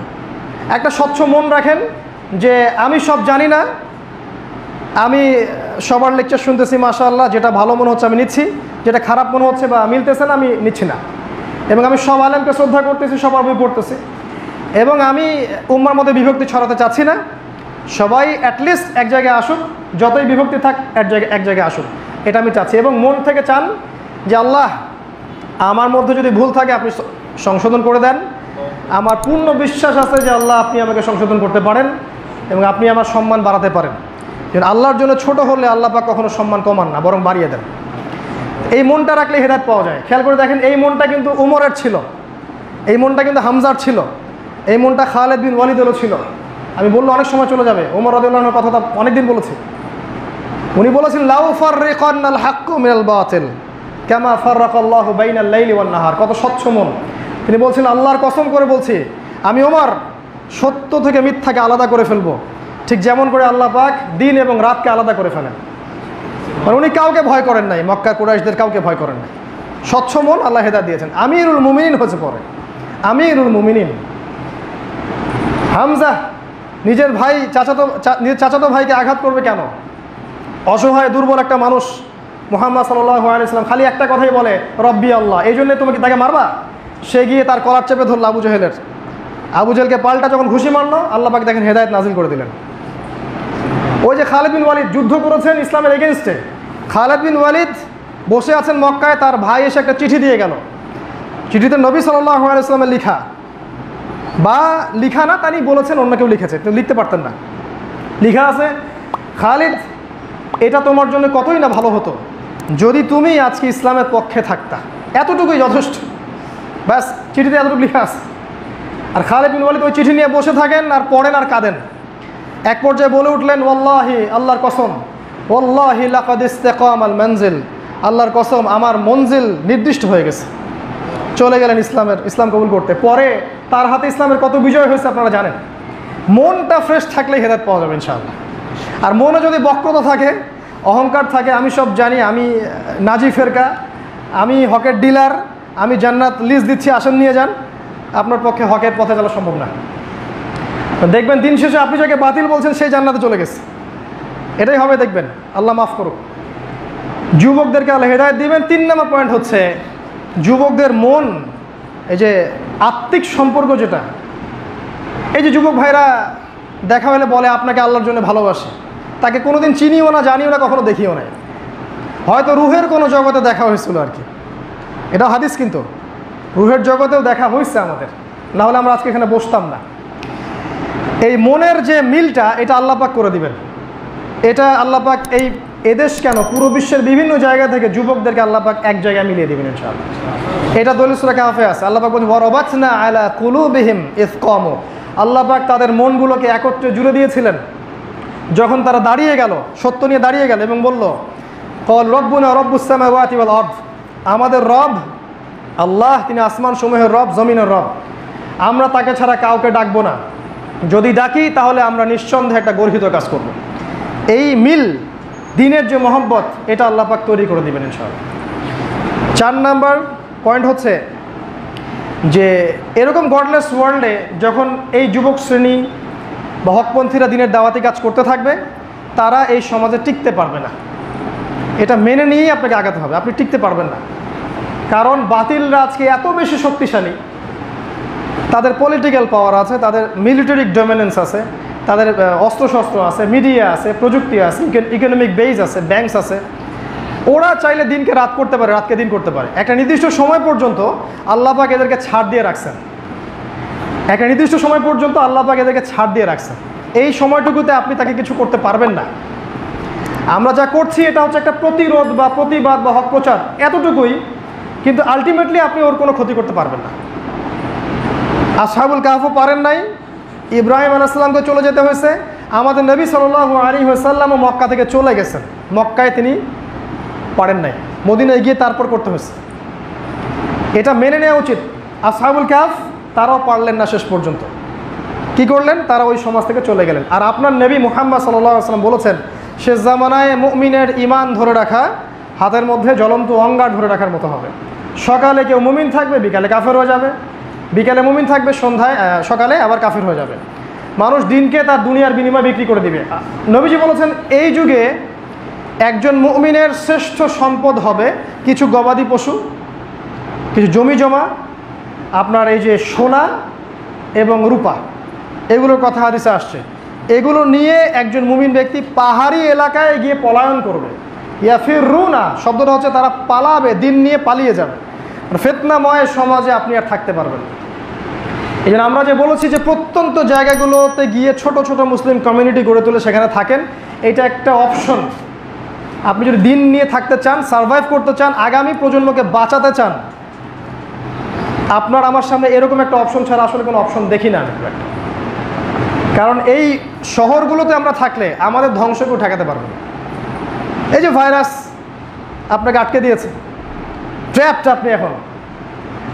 মানুষ কত বোকা, মানুষ মনে করছে যে দফায় দফায় মহামারী আসতেছে। মাশাআল্লাহ, এরকম অদ্ভুত মহামারী তো ইতিহাস কখনো দেখে নাই। আর আমরা সন্দেহের চোখে তাকাচ্ছি, এই মহামারীতে ইসরায়েল রাইজ করতেছে। আমরা তো ওর দিক থেকে সন্দেহের চোখটা ফিরাতে পারি না। এই মহামারীতে ও খুব রাইজ করতেছে মাশাআল্লাহ, আর সারা ওয়ার্ল্ড স্থবির হয়ে গেছে। এটা আবার কি ধরনের মহামারী?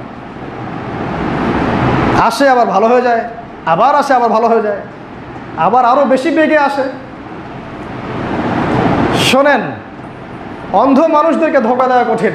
যাদেরকে আল্লাহ পাক আল্লাহর নূর দিয়েছেন তাদেরকে আপনারা ধোঁকা দিতে পারবেন না। আমরা খুব ভালো করেই জানি এর পিছনের এজেন্ডা কি।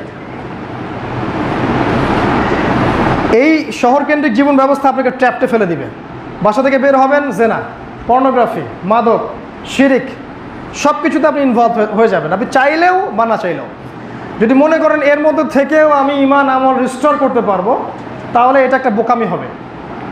ওই মানুষটা কতই না ভালো আছে যারা ছোট ছোট কমিউনিটি গড়েছে এবং প্রত্যন্ত জায়গাগুলোতে তারা তাদের খাবার উৎপন্ন করছে, চাষাবাদ করছে, তাদের ছোট্ট স্কুল আছে, ছোট মাদ্রাসা আছে, 100টা পরিবার 200টা পরিবার মিলে বসবাস করছে।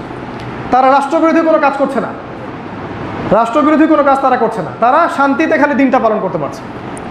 একটা গ্রামের পরিবেশ, ছোট্ট একটা গ্রামের পরিবেশ প্রত্যন্ত জায়গায়, সেটা কি এই শহরের পরিবেশের চেয়ে বেশি ফিতনামুক্ত নয়? আমি বলছি না পুরোপুরি ফিতনামুক্ত, এটা বলছি না, কারণ প্রত্যেকটা গ্রামেও এখন এনজিও চলে গেছে, সুদ চলে গেছে। কিন্তু তুলনামূলক আপনি অনেকটা ফিতনামুক্ত পরিবেশ তৈরি করতে পারতেন। আর যদি শহরেই থাকতে হয় তাহলে কমিউনিটি গড়েই থাকতে হবে, একটা কমিউনিটি নিয়ে থাকতে হবে, একা একা আপনি থাকতে পারবেন না। আসহাবুল কাহফ এই কাজটাই করেছিলেন। তারা চলে গিয়েছিলেন অন্য একটা জায়গায়, তারা আলাদা থাকতে চেয়েছিলেন, কিন্তু রাস্তায় তারা বিশ্রাম নেন এবং গুহার মধ্যে ঘুমিয়ে পড়েন। এখানে একটা বিষয় আছে যে হিজরত ইসলামের একটা অংশ, এটা আপনি মাথায় রাখেন। হিজরতও করতে হতে পারে দিনের জন্য। যখন আপনি দিনের পথে দাওয়াতি কাজ করবেন, আল্লাহর দিন প্রতিষ্ঠার চেষ্টা করবেন, জরুরি নয় যে আপনি যে এলাকায় থাকছেন, যে এলাকায় বসবাস করছেন এখানেই দিন কায়েম করতে হবে, এমনটা নয়। আল্লাহ পাক চাইলে সাইবেরিয়াতেও দিনই খেলাফত কায়েম করতে পারেন, মিশরে পড়েন, তুরস্কে পড়েন, সিরিয়ায় পড়েন, আর আল্লাহ পাক করে দেখাবেন আফগানিস্তানে এবং জেরুজালেমে। এটা আল্লাহ পাক করে দেখাবেন ইনশাআল্লাহ, এবং জেরুজালেম থেকে সেটা ছড়িয়ে পড়বে সারা ওয়ার্ল্ডে। তা আমি বলিনি, রাসূল সাল্লাল্লাহু আলাইহি ওয়াসাল্লাম বলেছেন। হিজরত, তারা হিজরত করেছেন, এটা মাথা রাখেন। আরেকটা কি শিক্ষা দেখেন, আসহাবুল কাহফ দাওয়াত চেষ্টার সাথে সাথে দোয়াও করেছিলেন। কি দোয়াটা? রব্বানা আতিনা মিন লাদুনকা রাহমা ওয়া হাইয়্যি লানা মিন আমরিনা রাশাদা। হে আল্লাহ, আপনার পক্ষ থেকে আমাদেরকে রহমত দান করুন এবং আমাদের সমস্ত কাজগুলোকে আপনি গুছিয়ে দিন। মানে শুধু চেষ্টা করেও কাজ হবে না যতক্ষণ না আমরা আমাদের রুজুটাকে আল্লাহর দিকে দিচ্ছি। আমাদের একজন বলেছেন আজকে সকালেই আমাকে যে আমাদের সমস্ত দেশের মানুষের, এই মুসলিম উম্মার, এই দেশের মুসলিম উম্মার উচিত সবার আগে আল্লাহর কাছে তওবা করা। আমাদের উচিত আল্লাহর কাছে খালেস মনে আগে তওবা করা, আল্লাহ দিনের আমানত আমরা রক্ষা করতে পারি নাই, আমাদেরকে মাফ করে দাও এবং আমাদের ত্রুটিগুলোকে তুমি মিটিয়ে দাও, আমাদেরকে শক্তিশালী করো, তারপরে কিছু করতে পারবেন। আমাদের প্রতি আল্লাহ পাক অসন্তুষ্ট না হলে আমাদের আজকে অবস্থা হতো না। নিশ্চয়ই আমরা এমন কিছু করেছি যার ফলে আমাদের উপর আল্লাহ পাকের গজব চেপে আসছে, কোনো সন্দেহ নেই। এটা শুধু পরীক্ষাই না, এটা গজবও বটে। উম্মার এই বিভক্তি আমাদের গজব, আমাদের হীনমন্যতা আমাদের গজব, আমাদের দুনিয়া, যে দুনিয়ার বিলাসিতা, খালি গরুর লেজ ধরে থাকা, দুনিয়া দুনিয়া দুনিয়া। আর এক শ্রেণীর ওলামায়ে কেরামের তো সমস্যা 3 জায়গায়, মাথায় চিন্তার সমস্যা, পেটে মানে হচ্ছে দুনিয়ার পেট পূজার সমস্যা, আর একটা বুকে ভয়, হক কথা বলতে ভয় পায়। এই সমস্যায় জর্জরিত এই জায়গায় আমাদের উচিত আগে তওবা করা আল্লাহর কাছে। একজন এই কথা বলেছেন সকালবেলা আমাকে, আমি তার মেসেজটা দিয়ে দিলাম। তো হিজরত একটা পার্ট, আসহাবুল কাহফ দোয়া করেছেন, শুধু চেষ্টা করেছেন তা নয়, আমাদেরও দোয়া করা উচিত। 6 নম্বর, এটা 5 নম্বর। 6 নম্বর দেখেন, তারা যখন ঘুমিয়েছিলেন, আল্লাহ পাক বলছেন তারা যখন ঘুমিয়েছিল আমি আল্লাহ তাদের পাশ পরিবর্তন করাতাম ফেরেশতাদেরকে দিয়ে। তারা ঘুমিয়ে আছে 300 বছর। 300 বছর দেখেন, আপনি যদি 10 বছর ঘুমিয়ে থাকেন, আপনার নখ বড় হবে, চুল বড় হবে না? আসহাবুল কাহফের নখও বড় হয়নি, চুলও বড় হয় না। খালি ঘুম থেকে উঠে তারা বলেছে আমরা ক্ষুধার্ত, বাজারে যাও একটু খাবার নিয়ে আসো। এখানে একটা দলিল আছে, আল্লাহ পাক নিঃসন্দেহে তাদেরকে অন্য একটা টাইম ফ্রেমের মধ্যে রেখেছিলেন, যেটা এই পৃথিবীর টাইম ফ্রেমের মতো ছিল না। যাই হোক, সেটা বিতর্কের ব্যাপার। আসহাবুল কাহফ যখন ঘুমিয়েছিলেন, আল্লাহ পাক তাদের পাশ পরিবর্তন করিয়েছেন। এখান থেকে দলিল হচ্ছে, আমরা যদি সত্যিকার অর্থে আল্লাহর পথে থাকতে পারি, হকের পথে থাকতে পারি, আল্লাহ পাক চাইলে ঘুমের মধ্যেও আপনাকে সাহায্য করবেন ইনশাআল্লাহ। আল্লাহ পাক চাইলে ফেরেশতাকে নামিয়ে আপনাকে আমাকে সাহায্য করবেন ইনশাআল্লাহ তাআলা। এটা ইব্রাহিমের ক্ষেত্রেও হয়েছে। ওই যে নমরুদ ফেলে দিল আগুনে, জিবরাইল চলে আসলেন, কোনো হাজত আছে আমার কাছে? তিনি বললেন আমার কোনো হাজত নাই, হাসবি আল্লাহ ওয়া নি'মাল ওয়াকিল। ওই যে বদরের যুদ্ধ দেখেন, ফেরেশতা নেমে আসলো এবং তারা কাফেরদেরকে মারা শুরু করলো। উহুদের যুদ্ধের দিকে তাকান, নবীর 2 দিকে ফেরেশতা। আবু জেহেল তেরে আসতেছে নবীর দিকে, আসতে গিয়ে দেখলো সামনে আগুন, ফেরেশতারা দাঁড়ায় আছে।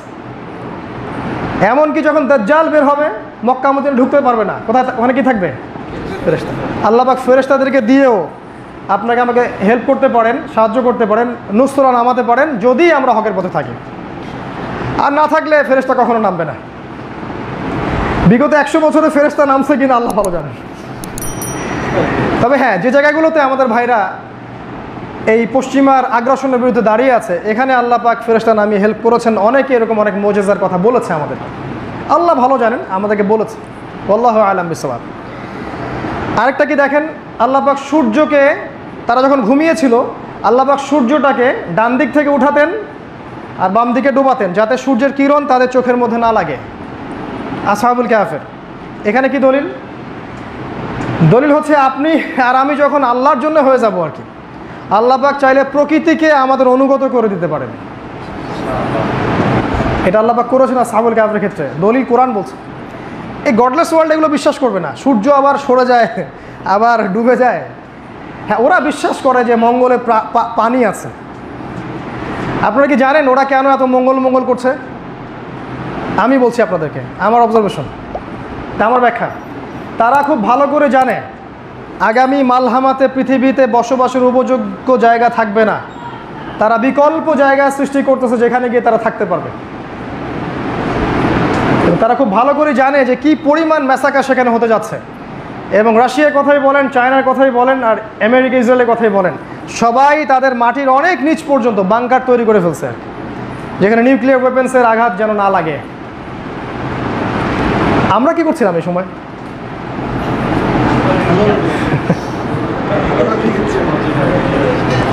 দেখেন,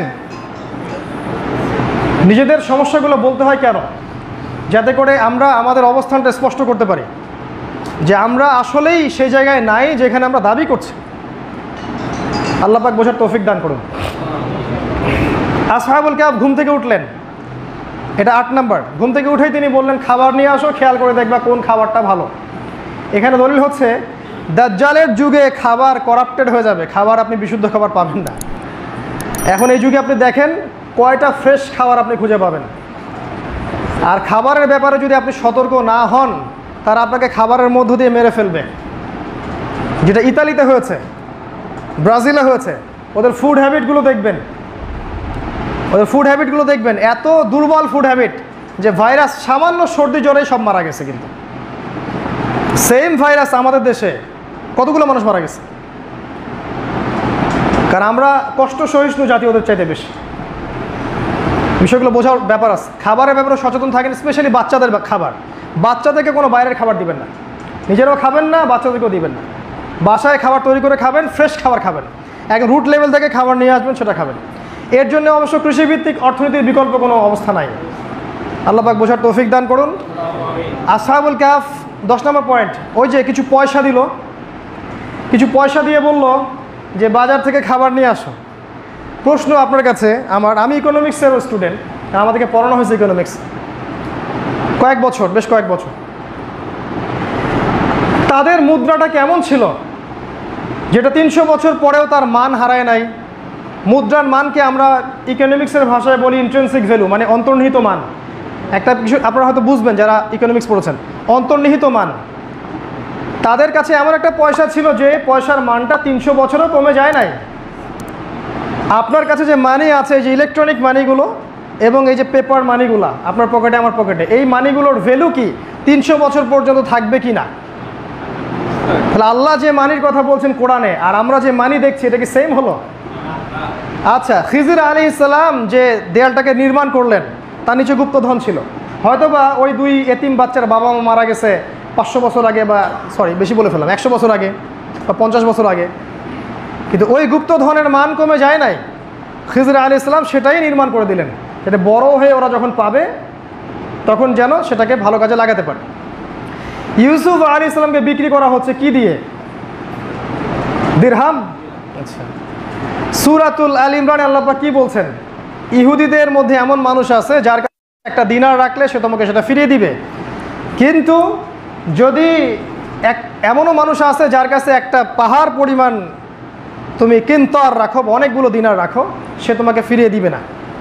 এই যে দিনার, এই যে দিরহাম, ইসলামিক কারেন্সির কথা আল্লাহ পাক কোরআনে বলছেন, এর বেসটা কি? বেসটা হচ্ছে এর মধ্যে এমন একটা পদার্থ থাকবে যেটার মান, অন্তর্নিহিত মূল্য কখনো কমে যাবে না, বরং বাড়বে। একটা গোল্ড কয়েনের মান কি কমে যায় না বাড়ে? আপনার টাকার মান কমছে, টাকার মান কমছে মানে জীবনযাত্রার মান বাড়ছে, তাই না? আপনি আজকে 5 লক্ষ টাকা ব্যাংকে রেখে দিলেন বা আপনার বাসায় রেখে দিলেন, আর আমাদের আরেক ভাই ফিরোজ ভাই, তিনি 5 ভরি সোনা বাসায় রেখে দিলেন। ফিরোজ ভাই একটু বোকা টাইপের মানুষ, আপনি খুব চালাক মানুষ। আপনি মনে করেছেন যে না, ক্যাশেই রাখতে হবে এই যুগে চলার জন্য। উনি মনে করেছেন বোকা মানুষ যে না, আমি গোল্ডেই রাখি, পরে ইনশাল্লাহ এটা দিয়ে আমি কিছু করবো। আর তিনি পরের লাভ চাচ্ছেন, আপনি নগদ লাভ চাচ্ছেন। আর 5 বছর পর দেখা গেল আপনার ওই 5 লাখ টাকাটা যখন বের করলেন, সেটা দিয়ে আপনি 3 ভরি সোনাও কিনতে পারছেন না। আর ফিরোজ ভাই সেই 5 ভরি সোনা তিনি যখন বের করলেন, দেখলেন সেটা বিক্রি করে তিনি 15 লাখ টাকা পাচ্ছেন 5 লাখ টাকার জায়গায়। তাহলে তার যে সম্পত্তির মানটা বাড়লো না, আপনারটা বাড়লো না, তারটা বাড়লো। এর কারণটা কি? কারণটা হচ্ছে আপনার অন্তর্নিহিত মান, ইন্ট্রিনসিক ভ্যালু। আর ইসলামে এমন কিছু বিষয়কেই মুদ্রা করা হয়েছে যেটা ইন্ট্রিনসিক ভ্যালু আছে বা অন্তর্নিহিত মান আছে, যেটা কারা তুলে দিয়েছে? এই ব্রিটিশ আমলে এসে, এই ব্রিটিশ আমলে আসার আগ পর্যন্ত এটাই ছিল, কিন্তু এই ব্রিটিশরা আসার পর ওদের যে পাউন্ড, ওদের ব্যাংকিং সিস্টেম, এটার মধ্য দিয়ে তারা সমস্ত গোল্ড কয়েন এবং সিলভার দিরহাম তুলে দিয়েছে ওয়ার্ল্ড থেকে। কাদের সম্পত্তি চষার জন্যে? আমাদের সম্পত্তি চষার জন্য। এবং যারা ওয়ান আইড পিপল, তাদের, আমাদের বাপদাদা, এই যে সাবকন্টিনেন্টের ওলামায়ে কেরাম, তখন কিন্তু তারা এটার প্রতিবাদ করেছিলেন। আজকে কোনো আলেমকে এটার প্রতিবাদ করতে দেখা যায় না, কথা বলতেই শোনা যায় না, মানে এটা যে কোনো সাবজেক্ট তার কাছে মনেই হয় না। অথচ দেখেন, এই তেল আমরা ওদেরকে দিচ্ছি, গ্যাস দিয়ে দিচ্ছি, সোনা দিয়ে দিচ্ছি, রূপাও দিয়ে দিচ্ছি, আর ওরা আমাদেরকে দিচ্ছে বোগাস একটা কাগজের ডলার্স। এই ডলারটা যখন পড়ে যাবে, আমেরিকা পড়ে যাবে, আর ডলারটা ফেলে দিবে ইসরায়েল। তারপর তার যে মুদ্রা সে লঞ্চ করবে উপরে। অলরেডি ইসরায়েল তার দেশে গোল্ড কয়েন লঞ্চ করেছে, আপনারা খবর জানেন কি না আমি জানি। এবং অচিরেই একটা সময় আসবে ইসরায়েল দেখবেন গোল্ড এবং সিলভার দিয়ে এক্সচেঞ্জ করতেছে। আচ্ছা, যদি মোহাম্মদ বিন সালমান, আমাদের কিছু ভাইয়ের আমিরুল মুমিনিন মোহাম্মদ বিন সালমান, এবং তার অনুসারী না হলে আবার খারেজি হয়ে যাচ্ছে আমরা আর কি। যাই হোক, সে যদি পেট্রোডলার সিস্টেমে তেল না দিয়ে গোল্ডের বিনিময়ে তেল দিত, উম্মার লাভ হতো না ক্ষতি হতো? যে আমেরিকাকে আমরা তেল দিব, ঠিক আছে, কোনো সমস্যা নাই, তেলের বিজনেস করবো আমরা, কোনো সমস্যা নাই, গলফ কান্ট্রির সবাই ওকে তেল দিব, বাট আমি ডলার নিব না, আমি আউন্সে আউন্সে সোনা নিব। এইটা চুক্তি করতে যাক, দেখি আমেরিকার কত সাহস আছে, করে নাকি? এতটুকু আমাদের বুদ্ধি আসলো না কেন আমি বুঝি না। কিন্তু এই বুদ্ধিটা রাশিয়ার থেকে আসছে, এই বুদ্ধি চায়নার থেকে আসছে। ওরা কিন্তু আর ওই বোগাস ডলার দিয়ে কেনাবেচা করতে চায় না, ওরা চায় আবার নতুন একটা কারেন্সি লঞ্চ করতে। দেখেন কয়দিন পর ওরা কারেন্সি লঞ্চ করবে। এই জিনিসগুলো যদি আমরা বলতে যাই তখন আমরা খারেজি হয়ে যাচ্ছি আর কি। কিন্তু এগুলো আমাদের জানা উচিত, অন্যথায় সত্য গোপন করার দায় আল্লাহ পাক আমাদেরকে ধরবেন। হয়তো আপনার কাছে সেটা জ্ঞান নাই, আপনি বলেন নাই, ইটস ওকে, কোনো সমস্যা নাই। বাট ইকোনমিক সেকশনে আমরা পড়াশোনা করেছি বলেই পেট্রোডলার মনিটরিং সিস্টেম আমরা জানি, এবং এর মধ্য দিয়ে ওয়ার্ল্ড ব্যাংক এবং IMF আপনার টাকার মান নিয়ন্ত্রণ করে ফেলছে। টার্কির প্রাইম মিনিস্টার যদি বলে আগামীকাল খেলাফত কায়েম করবো, দেখবেন ওর টাকার মান ধাবাস করে পড়ে গেছে। এবং জনগণ রুটি কিনতে যাবে, 50,000 টাকা দিয়ে রুটি কিনতে হবে। ইন্দোনেশিয়া একটা রুটির দাম কত জানেন? ইন্দোনেশিয়া একটা রুটির দাম কত? অনলাইনে গিয়ে খোঁজ নিয়েন। কয়েক হাজার টাকা দিয়ে এক কাপ চা খেতে হবে। অনেক দেশ আছে ওয়ার্ল্ডে, জানেন কেন? কারণ ওরা ওই সভ্যতার সামনে মাথা নত করে নাই। ভেনেজুয়েলা পর্যন্ত ওদের সামনে মাথা নত করে নাই, এই জন্য ওর প্রতি আগ্রাসন দেওয়া হয়েছে। এটা চলবে, এটা বুঝতে হলে আপনাকে ইকোনমিক্স পড়তে হবে এবং জায়নিস্টদেরকে বুঝতে হবে। ইউনাইটেড নেশনস বলেন, ওয়ার্ল্ড ব্যাংক, IMF বলেন, এরা সবাই একই সূত্রে গাথা। এরা উম্মার কল্যাণ চায় না কখনোই। এরা আমাদের বন্ধু নয়, এরা আমাদের শত্রু। কোরআন এটা আমাদেরকে বলেছে। আসহাবুল কাহাফের এই সূরাতুল কাহাফ আপনাকে দাজ্জাল থেকে বাঁচাবে। দেখেন এই সূরা আপনাকে কারেন্সির একটা হেদায়েত দিচ্ছে। কারেন্সি কাকে বলে? আর অনেক কথা ছিল, এটা বলতে আমি সময় পাবো না। এরপরে এই সূরার মধ্যে আরও আছে। এই সূরার মধ্যেই আপনি দেখবেন যে ওই যুলকারনাইনের কথা এসেছে, যিনি 2 মেরু জয় করেছেন। এখানে কি হেদায়েত? এখানে একটা ইন্ডিকেশন আছে, আখিরুজ্জামানে এমন একজন ব্যক্তি আসবেন যার হাত ধরে আল্লাহ পাক আবারও এই বিশ্বকে বিজয় দান করবেন। ইন্ডিকেশন আছে এখানে। তিনি নতুন যুলকারনাইন হিসেবে আসবেন, ইমামুল মাহদি এবং ঈসা আলাইহিস সালাম। তারা দুজন মিলে দেখবেন যুলকারনাইনের সেই আনফিনিশড মিশন, সারা ওয়ার্ল্ডকে যে রুল করার, ইসলামিক হুকুমতের আওতায় নিয়ে আসা, এটা করে দেখাবেন ইমামুল মাহদি এবং ঈসা আলাইহিস সালাম ইনশাআল্লাহ আযজা ওয়া জাল্লা। এখানে আরও মানে হিন্টস আছে যে ইয়াজুজ আর মাজুজ হবে এই পথে সবচেয়ে বড় বাধা। এবং ইয়াজুজ আর মাজুজ সম্পর্কে রাসূল সাল্লাল্লাহু আলাইহি ওয়াসাল্লাম অনেকগুলো হাদিসে বলে গেছেন যে তারা প্রচণ্ড শক্তিশালী, ক্ষিপ্র গতি সম্পন্ন, এবং তাদেরকে ডমিনেট করা পসিবল হবে না। এদেরকে আল্লাহ পাক ধ্বংস করবেন। ইভেন ঈসা আলাইহিস সালাম পর্যন্ত এদেরকে ধ্বংস করতে পারবে না। তিনি গিয়ে একটা পাহাড়ে বা একটা গুহায় আশ্রয় নেবেন। ইয়াজুজ আর মাজুজের ধ্বংস হবে কিভাবে? ধ্বংস হবে একটা কীটের মাধ্যমে, আমরা যেটাকে বলি ভাইরাস। অতএব আরও মহামারী আসবে সামনে। আল্লাহ পাক ভাইরাস দিয়ে এদেরকে ধ্বংস করুন, ব্যাকটেরিয়াল কিট দিয়ে, ঘাড়ের মধ্যে ভাইরাস হবে। এই ভাইরাল অ্যাটাকটা এখন নতুন না, আবারও হবে সামনে ইনশাআল্লাহ। আর এরা কিন্তু কোনো জিন জাতি নয়, এরা কোনো দৈত্য দানবও নয়। আমাদের কাছে ইয়াজুজ আর মাজুজ কথাটা শুনলে মনে হয় এরা হচ্ছে দৈত্য দানব মনস্টার, হলিউডের কোনো কিছু। এরা মানুষ, আদম সন্তান, এটাই ফুল স্টপ। এরা আদম সন্তান, দ্যাটস অল। ওরা কেমন কোথায় আছে না আছে এটা আল্লাহর কাছে ছেড়ে দেন, কিন্তু এরা আদম সন্তান। কোথায় দলিল? সহিহ বুখারী খোলেন, 4 বার হাদিস আসছে। আল্লাহ পাক আদম আলাইহিস সালামকে ডাকবেন, ডেকে বলবেন তোমার সন্তানদের মধ্য থেকে জাহান্নামীদেরকে আলাদা করে দাও। আদম আলাইহিস সালাম বলবেন কতজন? আল্লাহ পাক বলবেন 1999 জনকে জাহান্নামের জন্য আলাদা করে দাও। সাহাবীরা তো কান্নাকাটি শুরু করলেন। নবীজি বললেন ওই একজন হবে আমার উম্মার মধ্য থেকেই বেশি, আর ওই 999 এটা হবে ইয়াজুজ আর মাজুজের মধ্য থেকে। তাহলে এরা কার সন্তান? আদম আলাইহিস সালামের সন্তান। কে যে একটা কনসেপ্ট দিয়ে রাখছে এরা হচ্ছে দৈত্য দানব, এসে পানি টানি সব খেয়ে ফেলাবে। পানি খাওয়ার অর্থ তো অন্য কিছু হতে পারে। নবীজি বলেছেন তারা যখন বের হবে, তাদের প্রথম দলটা যখন বের হবে, তখন তাবারিয়া হ্রদ বা সি অফ গ্যালিলির সমস্ত পানি তারা খেয়ে ফেলবে।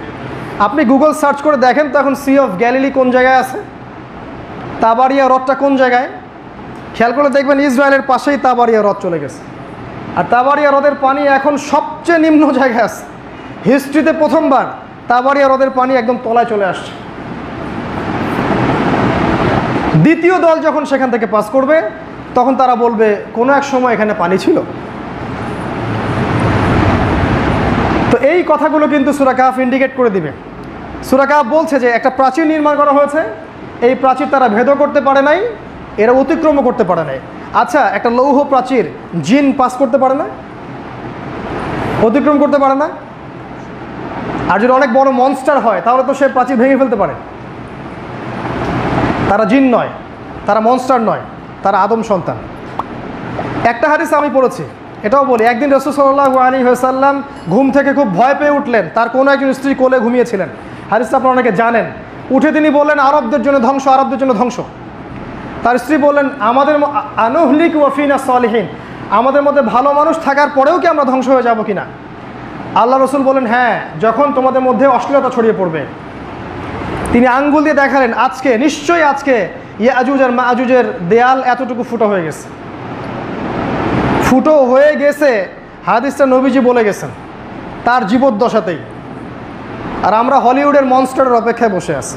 আমি বলি নেই যে কোনো সভ্যতা ইয়াজুজ মাজুজ, এটা কিন্তু আমি বলি নাই।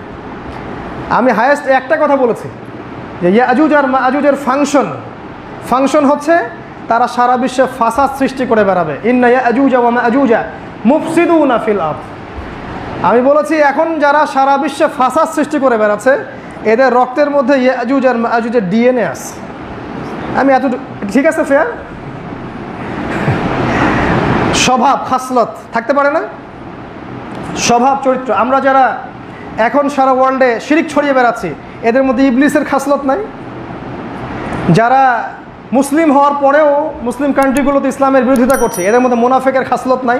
আব্দুল্লাহ বিন উবাইয়ের ডিএনএ আছে না? এতটুকুই বলেছে, বিতর্কিত করবেন না। আসুক, সে কবে আসবে সেটা আমার দেখার বিষয় না, কিন্তু বিষয়টা হচ্ছে যে এটা হবে শেষ জামানার একটা ভয়ঙ্কর ফিতনা, যেটা থেকে বাঁচার জন্য ঈসা আলাইহিস সালাম পর্যন্ত লুকাবেন পাহাড়ের গুহায়। আল্লাহ পাক এগুলো সূরা কাহফে বলেছেন। আরও বলেছেন শুরুতে বলেছি একবার, জ্ঞানতাত্ত্বিক একটা কথা বলেছেন, জ্ঞান অর্জন করতে হবে ইন্টারনাল এবং এক্সটার্নাল। খিজির আলাইহিস সালামের মতো দুই বন্ধুর কথা বলেছেন আল্লাহ পাক এই সূরার মধ্যে। এক বন্ধু প্রচণ্ড ধনী, এক বন্ধু প্রচণ্ড গরিব। ধনী বন্ধু গরিব বন্ধুকে বলছে যে আমার বিশ্বাস হয় না যে আমার এই ক্ষেত খামার কখনো ধ্বংস হবে। আর গরিব বন্ধু বলছে, তুমি কি আল্লাহর সাথে শিরিক করলে? যে আল্লাহ তোমাকে সৃষ্টি করেছেন কেন বললে না মাশা আল্লাহ লা কুওয়াতা ইল্লা বিল্লাহ? এখান থেকে শিক্ষা কি জানেন? শেষ জামানায় আল্লাহ পাক কিন্তু পরে ওইটাকে ধ্বংস করেছেন, ওই বন্ধুটাকে। শিক্ষাটা হচ্ছে শেষ জামানায় এমন একটা পরিবেশ তৈরি হবে সারা বিশ্ব জুড়ে, যে পরিবেশটা হবে বস্তুবাদী। সবাই দুনিয়া কেন্দ্রিক সাফল্যের দিকে ছুটবে আর কি, আর মনে করবে এটা চিরস্থায়ী। আমার এই টাকা, আমার স্ট্যাটাস, বাড়ি গাড়ি, সম্পদ কখনো ধ্বংস হবে না। এবং গরিবদের প্রতি চরমভাবে নির্যাতন নিপীড়ন করা হবে, যেটা এখন হচ্ছে, গরিবের রক্তচোষা হচ্ছে। এই সূরাই বলেছে ওই জলদস্যু নৌকা সিজ করেছে। শেষ জামানায় যাদের যত বেশি সম্পদ আছে, এরা আরও বেশি গরিবদের সম্পদ লুট করবে। এই সূরাই বলেছে যে একটা শিশুকে হত্যা করা হয়েছে, ওই শিশু বড় হলে অনেক বড় কাফের হতো। এই সূরা ইন্ডিকেট করছে শেষ জামানায় এমন একটা প্রজন্ম তৈরি হবে, যে প্রজন্মটা হবে নাস্তিক, আল্লাহ বিরোধী, আল্লাহ দ্রোহী, এবং এরা ওদের পিতা মাতাদেরকে পর্যন্ত নাস্তিক বানাবে। এই সূরায় যেমন অনেক কিছু আছে যেটা এক লেকচারে বলা সম্ভব না। শুধু এতটুকু বলবো, এই সূরার A to Z যদি আপনি স্টাডি করেন, আপনি অনেকগুলো পয়েন্টস পাবেন। এই পয়েন্টসগুলোকে এক জায়গায় যদি আপনি আনতে পারেন এবং সেগুলোকে যদি আমরা বাস্তবে আমল করে দেখাতে পারি, অনলি দেন, শুধুমাত্র তখনই এই সূরা আপনাকে দাজ্জাল থেকে বাঁচাবে, দাজ্জালের ফিতনা থেকে বাঁচাবে। আর সবচেয়ে বড় কাজ কোনটা দাজ্জালের ফিতনা থেকে বাঁচার জন্যে? আসহাবুল কাহফের মতো ঈমান, তাওহীদ, দাওয়াত, হিজরত এবং এমন জায়গায় গিয়ে থাকা যেখানে দাজ্জাল আসতে পারবে না। আদারওয়াইজ আপনি দাজ্জালের সীমারেখার মধ্যে থেকে আপনি ওর সাথে ডিল করতে পারবেন না। আল্লাহ পাক আমাদের সবাইকে সূরাতুল কাহফ গভীরভাবে উপলব্ধি করার বোঝার তৌফিক দান করুন। এই সূরার শিক্ষাগুলোকে আমাদের জীবনে বাস্তবায়ন করার তৌফিক দান করুন। কোরআনকে আরও বুঝে পড়ার তৌফিক দান করুন।